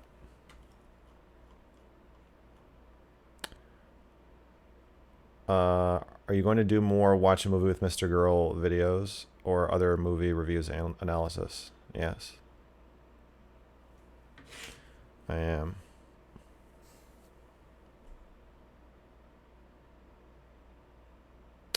Right, you have to reveal the motivation and have an honest conversation. Yeah. Enjoy the benefits of fame, such as gratuitous popped corn. Okay. Baby. Favorite music album?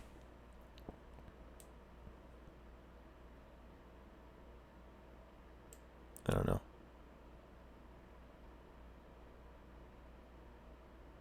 It used to be the White Album when I was a teenager. I don't know. I don't know what my favorite album is. And I don't want to know. All right, baby. I'm ready. This is my last one. This will be the last call of the night. Hello, hello. Hello, hello. Very nice to meet you. I will try and skip past all the, this is so weird and awkward, but, you know, been looking forward to it. In any case, just trying to get out a confession, which will lead into maybe a little stroll down memory lane, just for context, and then into some advice. Okay. So the confession, just to put it bluntly, is I'm kind of a classic Asian fetishist, for lack of a better word. I've not exclusively dated Asian girls, but that's kind of been my just a prime, two-thirds I'd say, or so. I haven't kept exact count, but enough to probably put me in that camp. And it's something I've felt a lot of shame for, just because it's not the worst thing you could be in the world. You know, it's not on the category of pedophile, but it is definitely looked down upon. Whoa. Oh, okay. Do you want me to slow down? No, I want you to stop with the anti-pedophilic insults, man. Okay, continue. Oh, okay. You mean looked down on by society? Yeah, stigmatized, etc. Stigmatized. Asian fetishists are not stigmatized. You don't think so? Not well, I think in a more in more progressive circles to some extent, but like broadly. Sure. And I'm admittedly from kind of progressive circles. I would assume so. I would. If you Nebraska, actually, which is sort of like a liberal bubble in an otherwise conservative state. You know, one of those. Yeah, there are people who hate Asian fetishists probably more than pedophiles, but I would say that broadly, if you just say like to the average person, I like Asian chicks, like I don't think they're gonna be like, you monster. I've always kind of, you know, I've never bragged about it or anything. I've been Until one of now. the more, I guess, self-aware, for lack of a better word. Asian fetishists, kind of lamenting all of the like bros out there who are a little more flagrant about it. Yeah, they're ruining it anyway. for you. So moving into like how I think that this happened, because I think the way that people can arrive at this sort of fixation when it comes to their dating preferences, there can be a lot of different ways.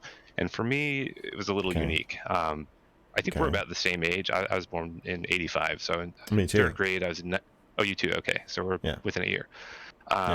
So let's go on a stroll memory lane. We're in third grade. It's '93. Yeah. And there's a new teacher's aide, and it is probably the first Asian woman I've ever seen, and I'm just entranced. And I feel like it's totally innocent at this point because I haven't seen any media that I think would have sort of hypersexualize Asian females, as sort of happens to like a lot of other people, when they see movies or TV shows that depict them that way. But anyway, I mean, they might just be hot. Maybe. But in this case, I'm just totally entranced. It's like the first crush I've ever had, probably. Age 8, yeah, that sounds about right. Yeah. And it's odd. Like, I feel like she's noticing me staring at her, and she's making eye contact back at me. Yeah. And of course, I'm just a child, so like I just sort of dismissed the idea. But then it's so weird to talk about this. This is admittedly the first conversation I've had about it, just to put that out there, as it is for a lot of callers, it sounds like. Yeah. But one day, I'm realizing that I've forgotten to bring my lunch, and so I'm kind of one of those kids who just like hung around and didn't want to like make any trouble. And so this teacher's aide notices that I'm kind of hanging around and asks if I want to have lunch with her.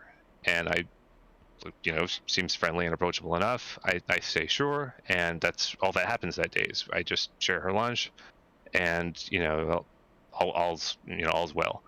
Within the next couple days, she extends the same invitation, and we end up back in her office, which, just because she's like an aide, I guess it was sort of like tucked back behind the classroom. You can hear it's a little traumatic to talk about, but what ended up happening is, through very like baby steps, she just and it's so funny, like if there wasn't the factor of me being a child, you would say a progressive would say she did everything correct, and as far as like checking in with me, like establishing consent at every step of the way. But basically, we went from sharing a meal. There's a self-protective aspect of establishing consent when the other person is a child, right? It's not. And from my perspective, my heart's racing, obviously, probably as much as it is now. And yeah, I'm kind of I don't caveat, I guess, because I realize people get triggered when people talk about childhood sexual experiences in anything other than a negative light. It's awful. It should never happen. So just so that's clear. But I don't think that's necessary. At the time, though, I was pretty enthralled and just very much willing to go for the ride. She was kind of doing everything she needed to make me feel comfortable. So the extent of what happened, without going into graphic detail, some light kissing, eventually performing oral sex on me, and this ended up happening on a semi-regular basis until sometime during that same school year. There was just an abrupt stop. I don't know if she felt like the risk had gotten too extreme, and that was actually devastating at the time, which, again, that's just from the perspective of an 8-year-old. So I'm telling that story just to say this is what sort of planted the seed that like my sexuality was sort of very much intertwined with Asian women, and I was in a classroom of all white people otherwise. So fast forward several years, I'm basically, I have no outlet for this. It's still pre-internet, so there's not, there's no internet porn yet. So I'm just kind of like going through life. I'm okay. I kind of just compartmentalized it and moved on. And then, got a girlfriend in high school, like senior year. I'm 17. It's a good white Christian girl, and I feel like all's well. And she, we're giving each other head all the time. It's great. I'm fine. I realized, like, oh, I just really like, I have an oral fixation, or that's that's what's happened or something. And so that relationship lasted a year or two. She was a year younger than me, so I ended up being one of those guys who was a freshman in college, had that annoying like senior high school girlfriend constantly nagging them. So that was awful. Was single for a couple years after that, and then I just started noticing all the Asian girls at my school. It was like, enough time had transpired where like it, whatever had been implanted kind of reasserted itself. It's kind of a weird way to put it, but that's kind of how it felt. And I feel like, this is not to sound like I'm bragging about it, but like I alluded to at the beginning of this conversation, I was pretty good at attracting Asian girls without coming off as like a creepy guy who's into Asian girls. It became like a practiced art, and that's sort of what the confession is about. I really do feel like there was a bit of targeting and manipulation. even though I can say I had genuine feelings for anyone I ever dated. Wait. What is the difference between targeted manipulation for getting someone to have sex with you and just hitting on somebody? I don't know. It's not as though I was ever going on like a search directory and filtering by ethnicity, but it's more. Well, even like if you did, even if you did that, I don't. Well, I guess dating apps offer that these days. Anyway, it's a good point. My point is like, right. are you like lying to people? No, but there was a definite amount of guilt. I think part of this was compounded by the fact that around this time in undergrad, a lot of my friends were Asian males, and we never talked about it, but there was just all of this unspoken resentment, and I could just feel it. And I think maybe I hopefully none of them are listening to this, but I hope to be able to talk about it with them someday. But that's not really the point of this. I want to talk about your resentment for me that I keep smashing your women. You can open up to me. You can cry on my shoulder.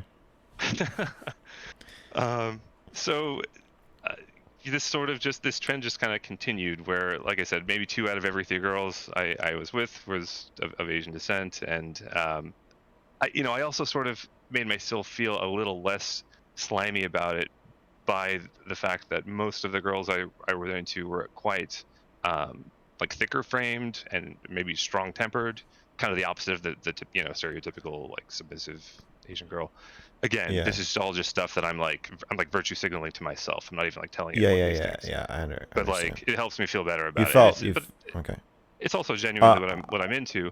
Yeah, I was gonna say, are those Asian the Amazons Asian? like step on me, Yeah. Sorry, that's a bit much. Anyway, so we're getting to what I'm really asking advice about. The teacher who I mentioned earlier. Yeah, that one. I initially signed up to speak about this last week, and didn't get a chance, but glad to sneak into the night tonight. In the last week, I have found this teacher online. She's now a college professor at the University of Nebraska. Sorry, I should not dox her. Not going to give her name or anything. I shouldn't have even said that much, but I've found her contact info and am considering reaching out. And this is sort of where I'm just at. You being so strong at empathy, like how do you feel like you'd even begin to approach whether to make that kind of contact? What is the purpose of your contact? Ooh, a perceived sense of closure, I guess. What would you say?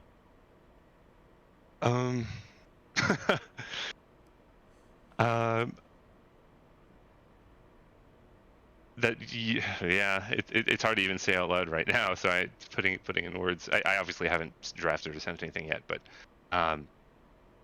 something along the lines of you've forever kind of screwed with my. I feel you forever tampered with my sexuality, and it's been very burdensome, at least for me, to kind of go through life just constantly fixating on you and sort of like chasing after these like this hyper stimulation that you gave me. I mean, that's kind of how I look at it. So yeah, I'd probably try to tidy that up a little bit, something like that, and just to see if she's I wouldn't be forcing an apology, but just to gauge what what do you have anything to say? Yeah. Okay, and what are you asking me? Oh, whether you think that that's a good idea or not from a mental health perspective. I mean, the obvious answer is no. I've made it this far. What do you think the best thing to do from a mental health perspective would be? I mean, there's an impulsivity to do it. I mean, maybe that's just my nature. Like I do kind of want to open that can of worms. Okay. Yeah. But it's sort of like I'm looking. It's like looking over a cliff or a waterfall, and I'm kind of looking over to you. It's like, is this okay? Sort of thing. She's not going to respond.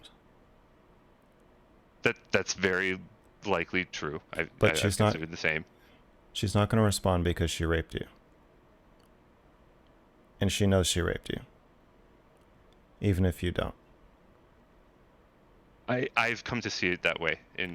No one is going to. If she responds, she is the dumbest person on earth.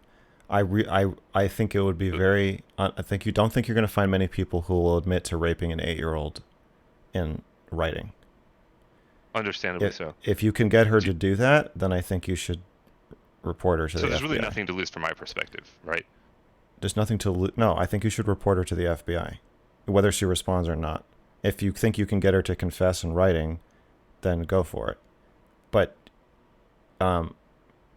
you...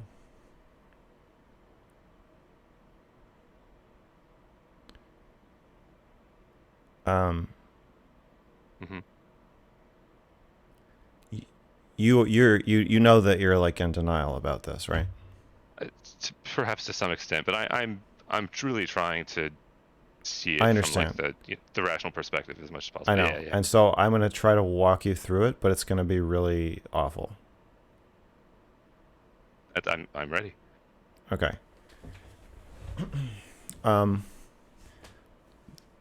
Part of you did not like being raped. And it's totally possible. I wasn't conscious of it at the time. Yeah. I know. Every 8-year-old wants to fuck their teacher at some point. That was the truth. Yeah. Yes. Every 8-year-old also wants to have a gunfight and shoot like a bank robber. Well, the funny thing is, just to paint myself even more like innocent childhood light. Like I fixated on her cheek. Actually, I didn't really know about sex yet, so I just wanted to like rub my dick on her cheek. That's like I have that memory. But anyway, go on. So every 8-year-old has fantasies that they want to something act like out, that, right? Okay. You understand that she's she probably is a pedophile. Yes. Okay. There's probably no question about that. I mean, I don't know. Like maybe she has like a adult relationship where she's sexually attracted to. Like I'm saying clinically, like it. Well, pedophiles can be married and have families for sure. Yeah. They can, but also to be a pedophile, you have to be specifically attracted to children, not just rape them, but you have to be raping them because they're children. And I suspect that is. It doesn't sound like it was her first rodeo. Yeah, definitely possible. Also. And she could still be raping children if she was as practiced. That's the motivation to take action, right? No. That's one. No? That's one motivation, but okay, that's how I you saw it, you. No, I'm saying it is a motivation. I think protecting yourself. I think someone rapes you. It's very hard to do something about that at the time. I mean, if they rape you, then it means you didn't. But yeah. Yeah, I think you might still owe it to your 8-year-old self to stand up for him. Okay. Yeah. Second of all, there's 1,000 people listening to this who are some of them are already trying to find out who this person is and report her to the police. You know that, right? Yeah, that's why I was really careful to stop myself.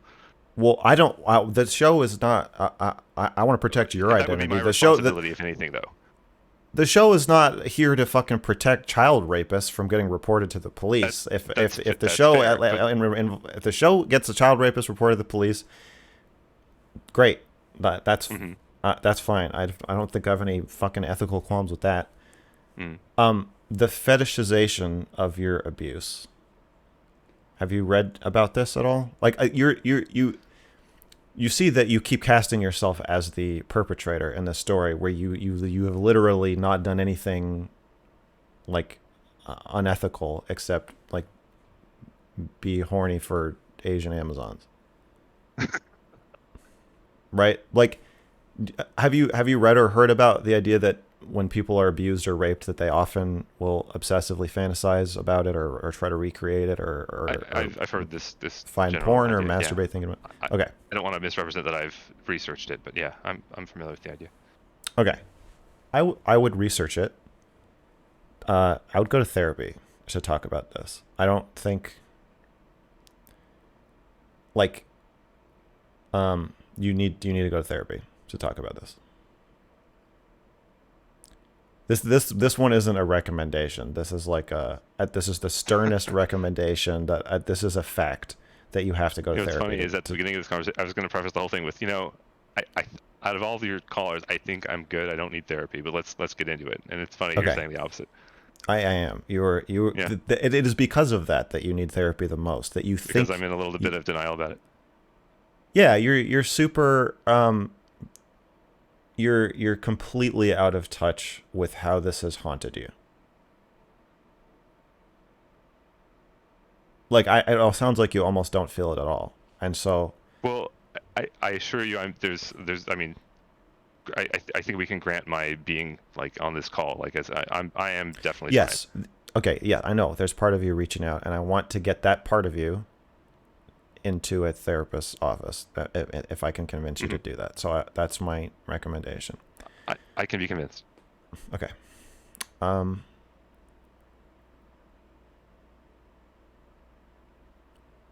Okay, so the way I think of it is that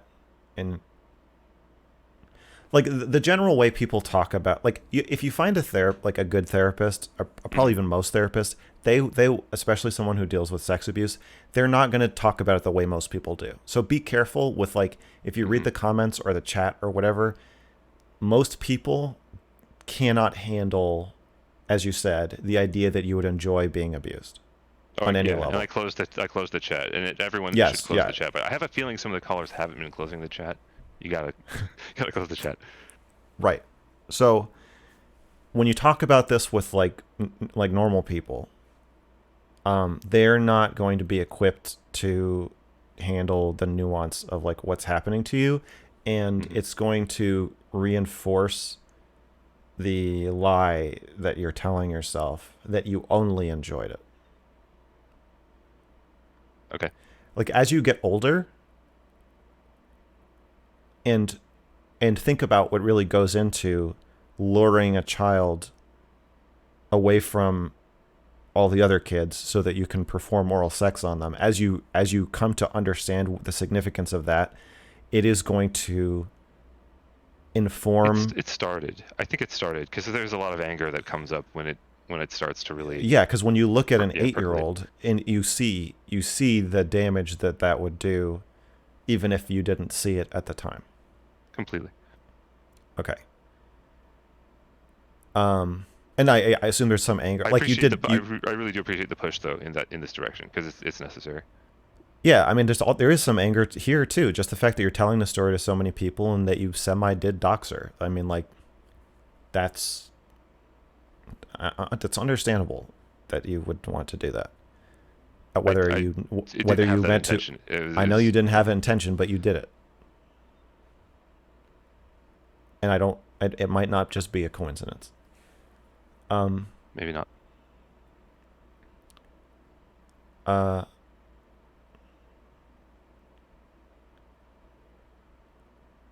Yeah, so like it makes sense that you'd want to reenact this and relive it and cast yourself as the person with power and yourself as the person who did the bad thing.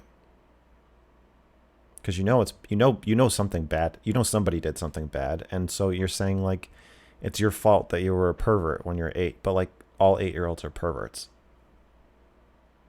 Right? They don't all get They don't all get molested. It's like that 8-year-old perversion got cultivated in a very unhealthy way that most 8-year-olds thankfully don't experience. But yeah, but they could. Mm-hmm. A experienced child molester or child rapist that, like, I don't think most abuse is like throwing a kid in the trunk of a car and drive them out to the woods. Most abuse is just find the kid who wants to be abused and then rape them.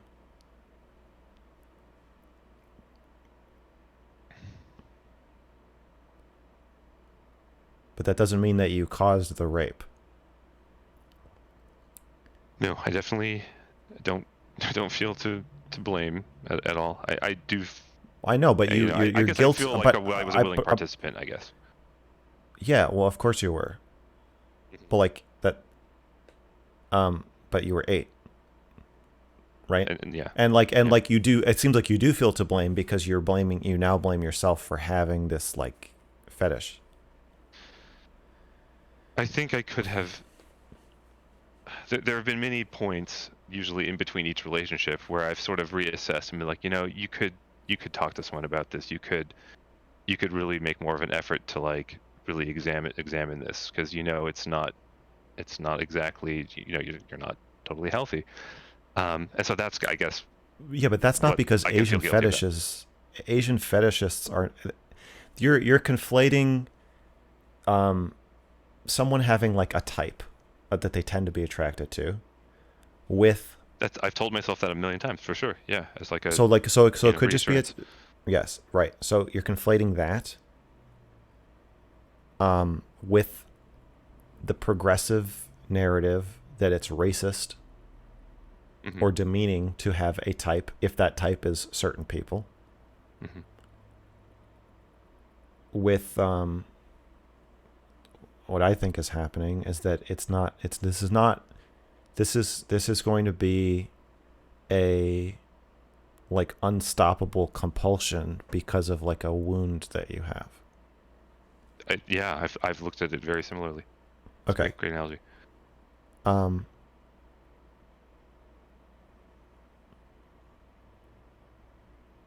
I think that indulging in the compulsion without talking about it with anybody could have some self-harm aspect to it. And I think that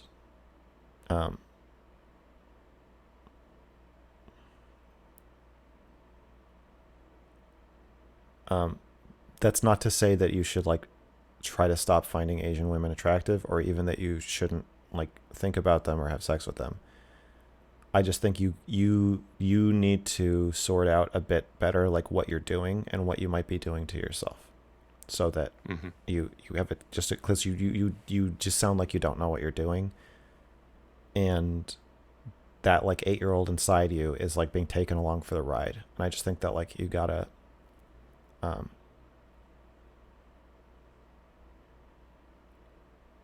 cut through some of the denial here.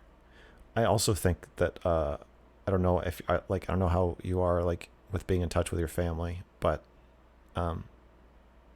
you may want to talk about this with them. Yeah, that's been weighing pretty heavily, to be sure. I'll be seeing them actually at the end of this. But I live in New York myself right now, and they're still in Omaha, so they'll be coming out. If you feel comfortable telling them, yeah, I think that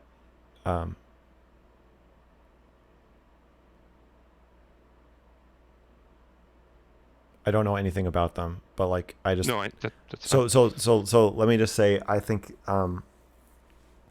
you just want to think about that and like how that they're pretty. If you're getting at like how understanding they would be, I think they would be pretty comfortable to talk about this with me. Sorry. No, I'm getting at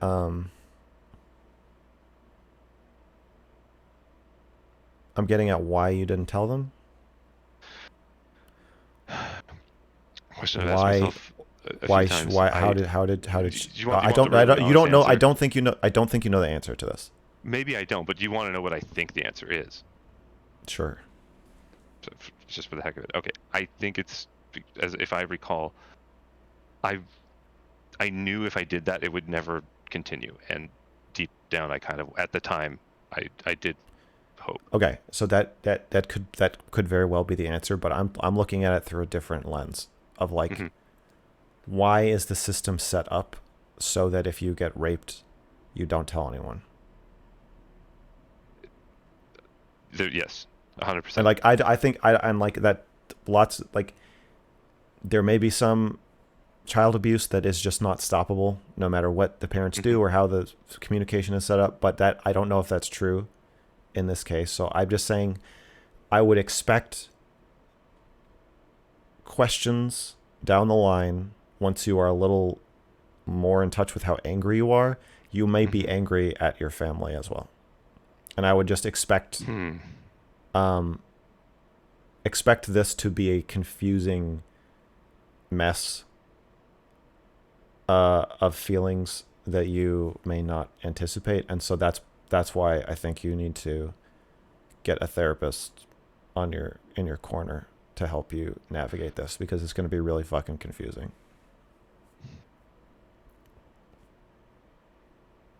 Sounds like it. Yeah. Fortunately, I do have access to, or you may have negative opinion of this kind of therapy. Do you have any feelings one way or another about like, video call based therapy, Zoom therapy? I mean, like with COVID, like through work. Like with COVID, I understand it, but I think that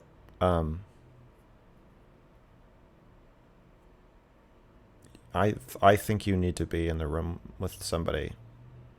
I see. Because that's, I mean, it should be possible too.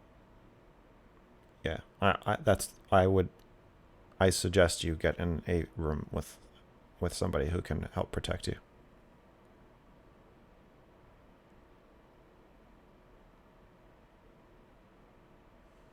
All right. Well, I think I will take your advice, and I know we're like way over your. I'm one of those guys. I'm similar to. No, it's fine. I'm just saying, like, I'm on the other side of a screen. I'm on the other side of a screen right now, and I feel that, and this is not therapy, obviously. This is like a call-in entertainment show where you're being exploited for entertainment. To some extent, yeah. Trying to put that aside as much as possible, though, I understand. I am trying to connect with you, but I'm telling you that, like, I very strongly, like, you are super guarded, and I just don't think you need another fucking barrier between you and the therapist. So, I see. And the internet connection, it serves as that. I see. Yeah, it's keeping you from. It's just another thing keeping you from, like, yourself. So I would, get your booster I think that's or get vaccinated or whatever, and then get in a room with a therapist if you can. Mm-hmm. Hey man, I really appreciate your time. I mean, you have no idea. Maybe you do, but yeah, thank you so much. You're welcome. Yeah, take care and keep doing what you're doing. And just like to anyone out there who isn't donating, like, I don't know if you guys are aware of this. This gentleman has quit his job to like do this for you all. So like, if you know, a few bucks a month, like help him out, keep him going. That's unprompted, obviously. But I just want I want you to keep being able to do this, man. I really do. Thank you. Yep. I will. Take care of yourself. You too.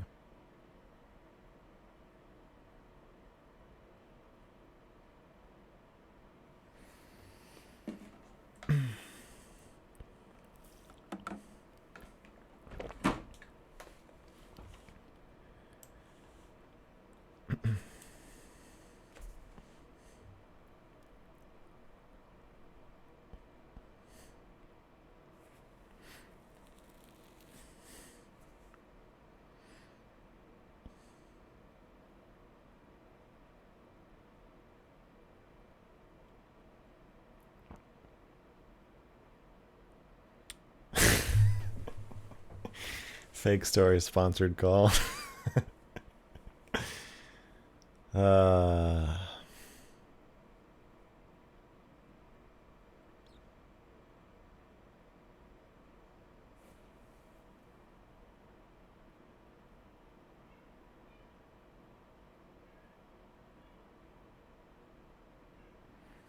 Paid actor spreading Asian hate.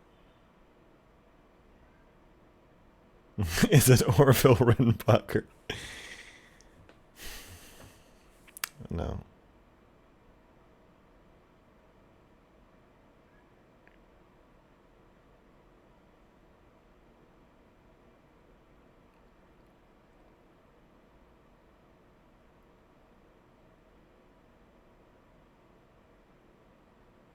Congrats on 10K followers. Thank you. Thanks, Winter Chicken Dinner.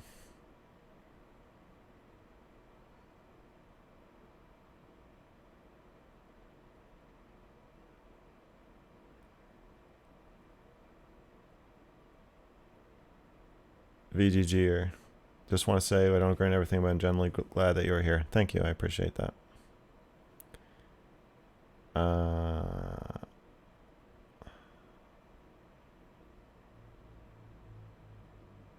right. I'll be back in a minute, and then I'm gonna read the donation messages, and respond to chat for a little bit. How are you going to approach the Richard Spencer debate, knowing how your last debate went on the kill stream? Yeah, I'll think about that, and I'll answer you in a minute.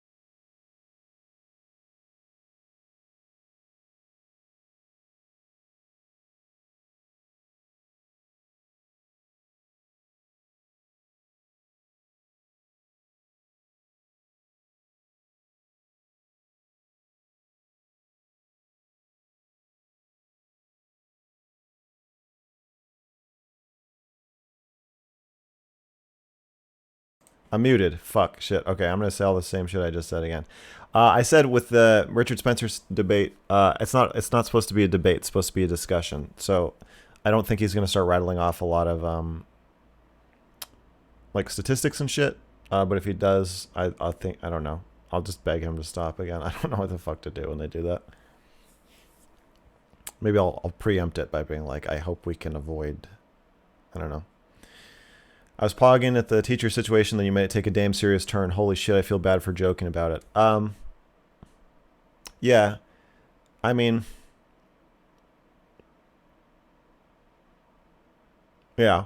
I think it's worth like switching the sexes in your head, and like if it was a male teacher raping a little girl, I feel like you wouldn't maybe not joke about it as much. I don't know. I highlighted this message because there's only 100 channel points to do so. Muted. Yeah, I know I'm muted. Amateur hour. Fuck you. Close the... Fuck you. Fuck you all. All right. Jesus Christ. He must be fucking with us. No, I wasn't. I'm just that stupid. I was... Okay. I'm Mr. Muted. All right. Unmute your mic. Oh, God. I think Spencer is non-Christian, unlike the other ones like Binder Andy. Yeah, I don't think he's Christian. Any advice for someone who wants a relationship but has problems caring enough to engage with people in general? Go to therapy. It just sounds like you're withdrawn in general. You should review Irreversible. I saw that movie when I was 19, and it was really eye-opening. Didn't Richard Spencer endorse Biden? Yeah, he like hates Trump. So I guess he'll be interesting because he's like an outcast from... Well, I'm sure he still has a pretty big fan base. Yeah. You need tech support, Gramps? No, I found a mute button. Very curious, what line of work were you doing before streaming? Well, you know. You know.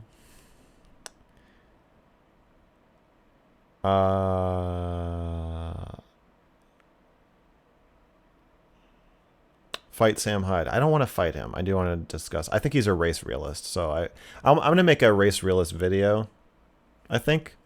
But probably it's going to be a few videos down the line, and so after I've done all my research for that, I'll be more prepared for a fight.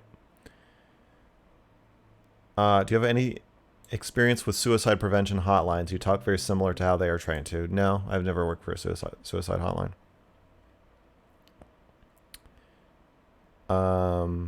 But like I have a bachelor's in psychology, which I assume many people who work for suicide hotlines may also have.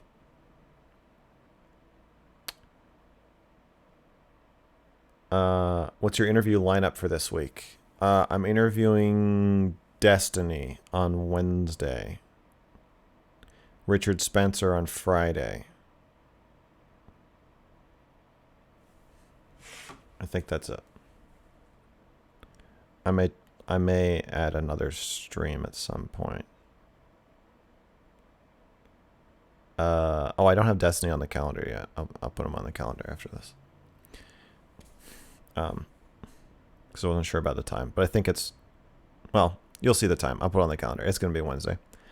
Oh, and then Saturday, I'm going on the Prime Kai Small Council. On Saturday at 9 Eastern. That's it so far. Any advice for people who are too obsessed with your content? Just watch it all and then it'll be over. Is there fear of being exiled from debate panels due to horrible optical arguments? No. I don't think so. I don't care that much about the debate panels. I don't think the debate panels are really like growing my subscribership anyway. And I don't they're not my favorite thing to do. I like the intimacy more. So if I'm going to debate with somebody, I like it to be a more personable like exchange of ideas where we're just kind of like arguing against like where the other person's at and understanding ourselves and each other, and like that never fucking happens on a channel. What's your thoughts on the idea of closure? It seems like one of those things that everyone says they need, but I don't believe it's something that exists. Yeah, I think it's a little neat, and that's not really how feelings work. Okay. I'm gonna read some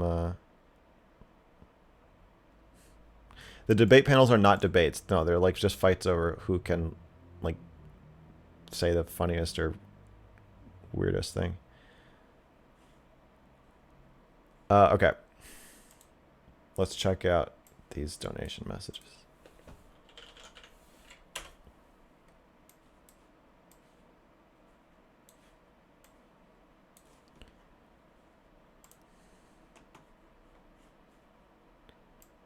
Okay. I got $10 from Dan. No message. Just Dan. Thank you. I appreciate it. Good Stream Watcher gave me $3 and said this is a good stream. Well, it sounds like you're doing what you say you're doing. Thank you. Trinonymous, $1, which I think this person is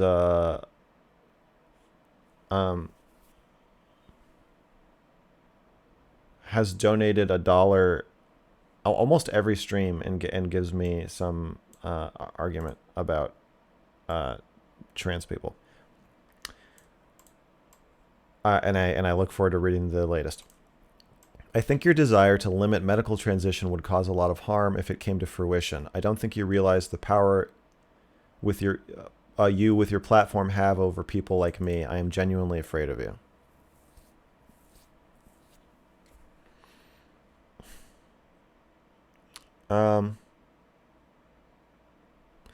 It's a tricky situation, like with I guess like with abortion, where like I feel I am scared of unfettered access to hormones and surgery.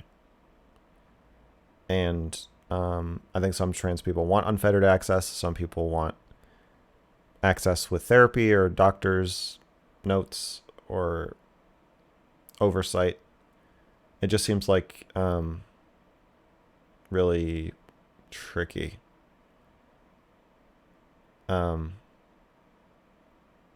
Like, I get what you're saying, that you're afraid I'm going to use my platform to try to squash your rights and squash what you want, or in you in a way.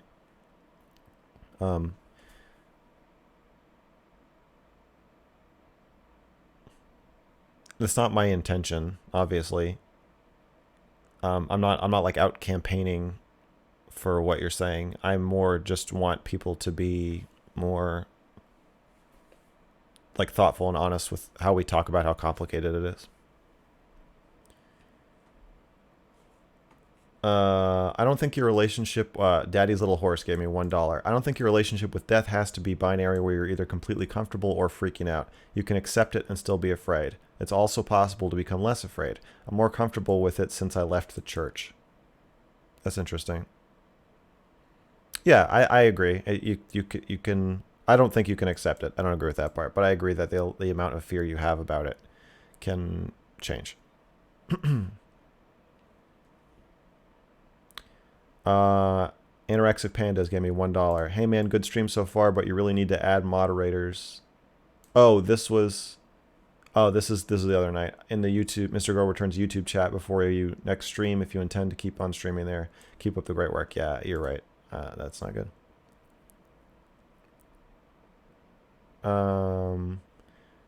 3 Mile gave me $5. You shouldn't think about Destiny boosting your career as luck or an act of grace, but a large creator appreciating content you create and thinking you deserve attention.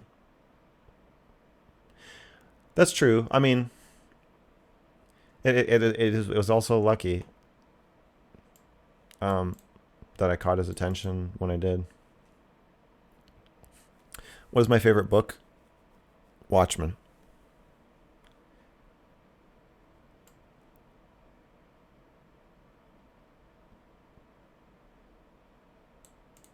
Mike Ross gave me $15. Did I read this one last time? I think I did. I was a religious Democrat for a long time. Thankfully, I realized that both are the wrong path. The universe is amazing and freedom should be protected and not given to the government. Maybe I'm a unicorn. Yeah, I did read that. The non-religious conservative. Or non-Democrat. Hey, Mr. Girl, I appreciate your content, man. Thanks for that. You're welcome. Isn't Watchmen a cartoon that's not a fucking book? Yeah. Kind of. Do you know about Ken Wilber or spiral dynamics? No. Also, you give Destiny too much credit. Tons of people he platformed didn't experience growth anywhere near yours. Yeah, I like my content. I'm proud of what I do, and I think I'm good at it, and I think I'm very important and talented and great and everything. But I really needed help. And he gave me help. A lot of help. So I'm not trying to give him credit like for my content being enjoyable once people found it, but the public view of my content was very dismissive, and I think he really opened that up for me.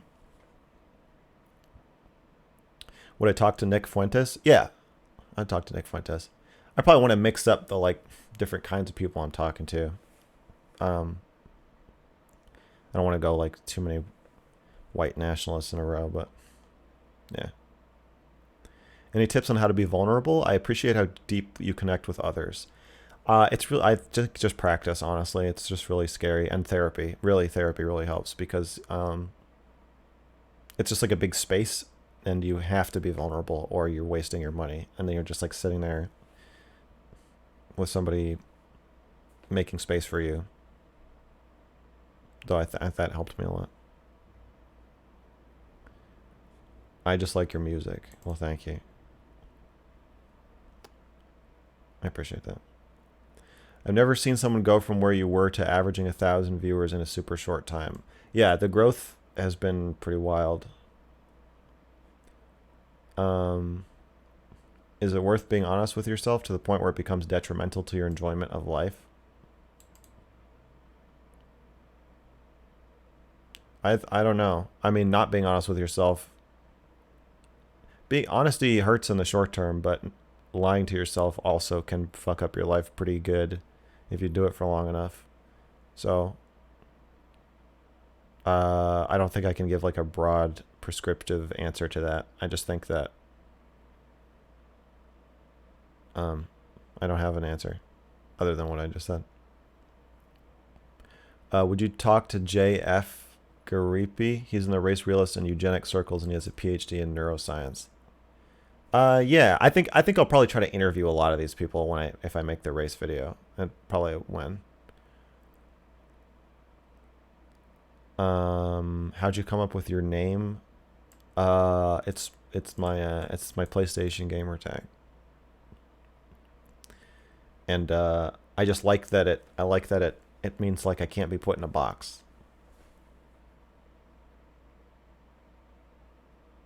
And it's just like funny.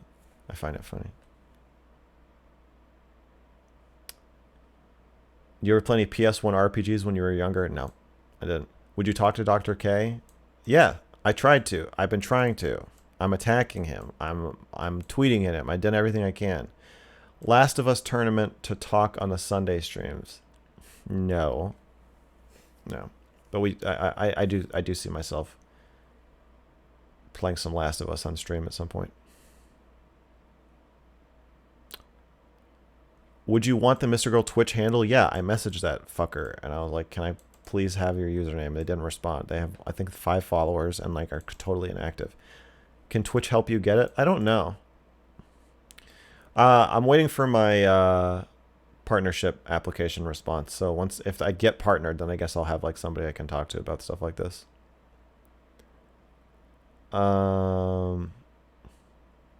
I saw your debate on the Kill stream, and it seemed like you were trying to find out why people want to end immigration. We see our country changing in a very disturbing way with our constitution and social norms being threatened. Do you not see this? I don't see it. What social norms? Like gay shit? I don't see a rise in crime. I see I think there's a income gap is greater, but I don't see like a huge rise in poverty. Yeah, I don't. And the people who complain about this the most, I don't see them living in areas with lots of immigration.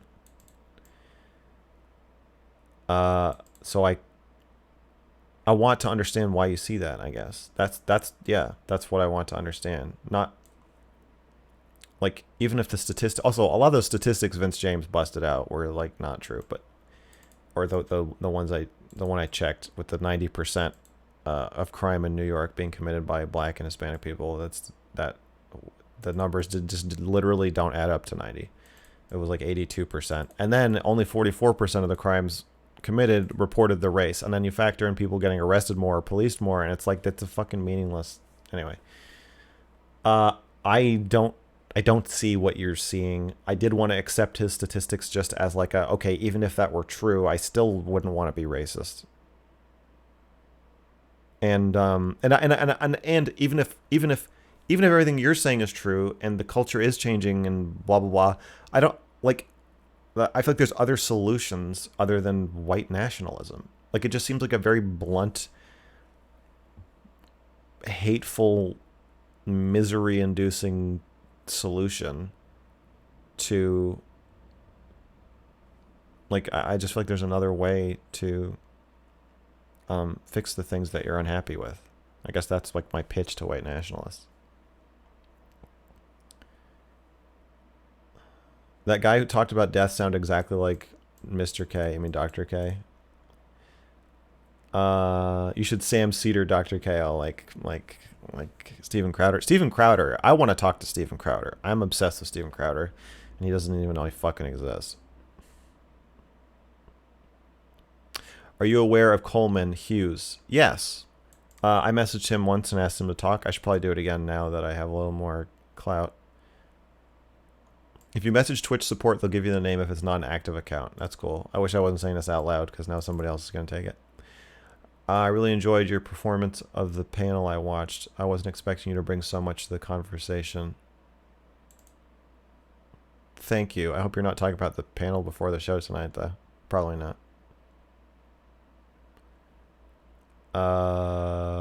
Okay. I'm getting way behind. On a scale of 1 to 10, how people-pleasy are you now compared to 5 years ago? 5 years ago, I was probably at like a... I'm weird because in certain ways, I'm super people-pleasy. And in other ways, I'm super not. But I would say it averages out now to like a 4. I think I've got some work to do still. I think before I was at 5 years ago, I was probably at like a 8 or a 9.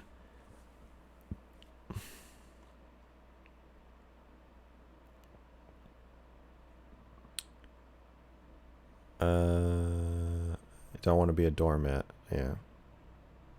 In what way am I obsessed with Crowder? He just fucking drives me insane. I've made several videos about Steven Crowder. He consistently... I think it's that I feel that he wants to create division in America while saying he wants to make it a better place, and it drives me out of my fucking mind. And he has zero empathy for... Like, he's cold, and he's like mean. And like people love that he's mean. And it drives me insane. It really pisses me off. And then I think I have this mean streak in me, and then he reminds me of that mean streak in myself, and then that drives me insane. But yeah, I've made... Do I feel like he makes good points? No, I don't think he makes good points. I think he's okay at like kind of like debate boxing, but like I don't know. When I watch him just like talking about his ideas, they never resonate with me. Would I say he's cold and callous? Yeah, he is cold and callous. Has my life changed since I stopped people pleasing? Yeah, I used to have all kinds of like relationships or like friendships, like unhealthy relationships that like were not rewarding, that took up a lot of my time and energy with people who didn't really care about me. Yeah, it's a lot better now. Am I people pleasing with my creative work? I don't know. I mean, it is for the audience, but I think when I'm like alone and there's no social pressure on me and I can just like make what I want, it's much easier for me to be like, this is what I want to say and this is how I want to say it. Okay. I'm gonna check the donos one more time.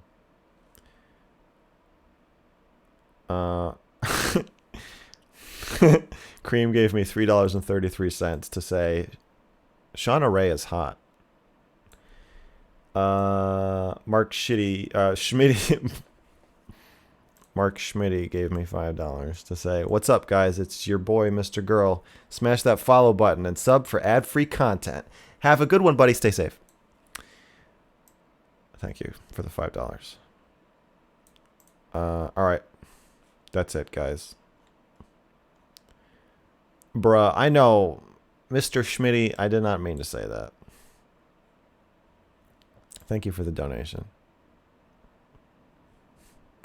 Would I want to talk to Joe Biden? Would I have him on stream? I will talk to any living president I'm willing to talk to on stream. Okay. Thanks for watching.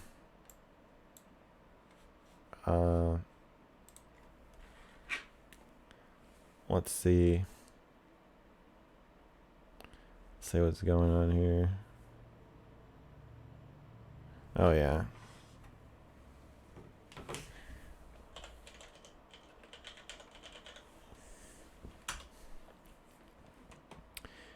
Thank you for watching.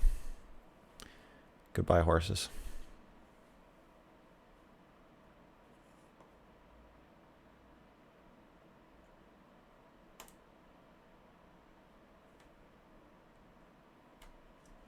Club meeting, they had a food shortage at the, and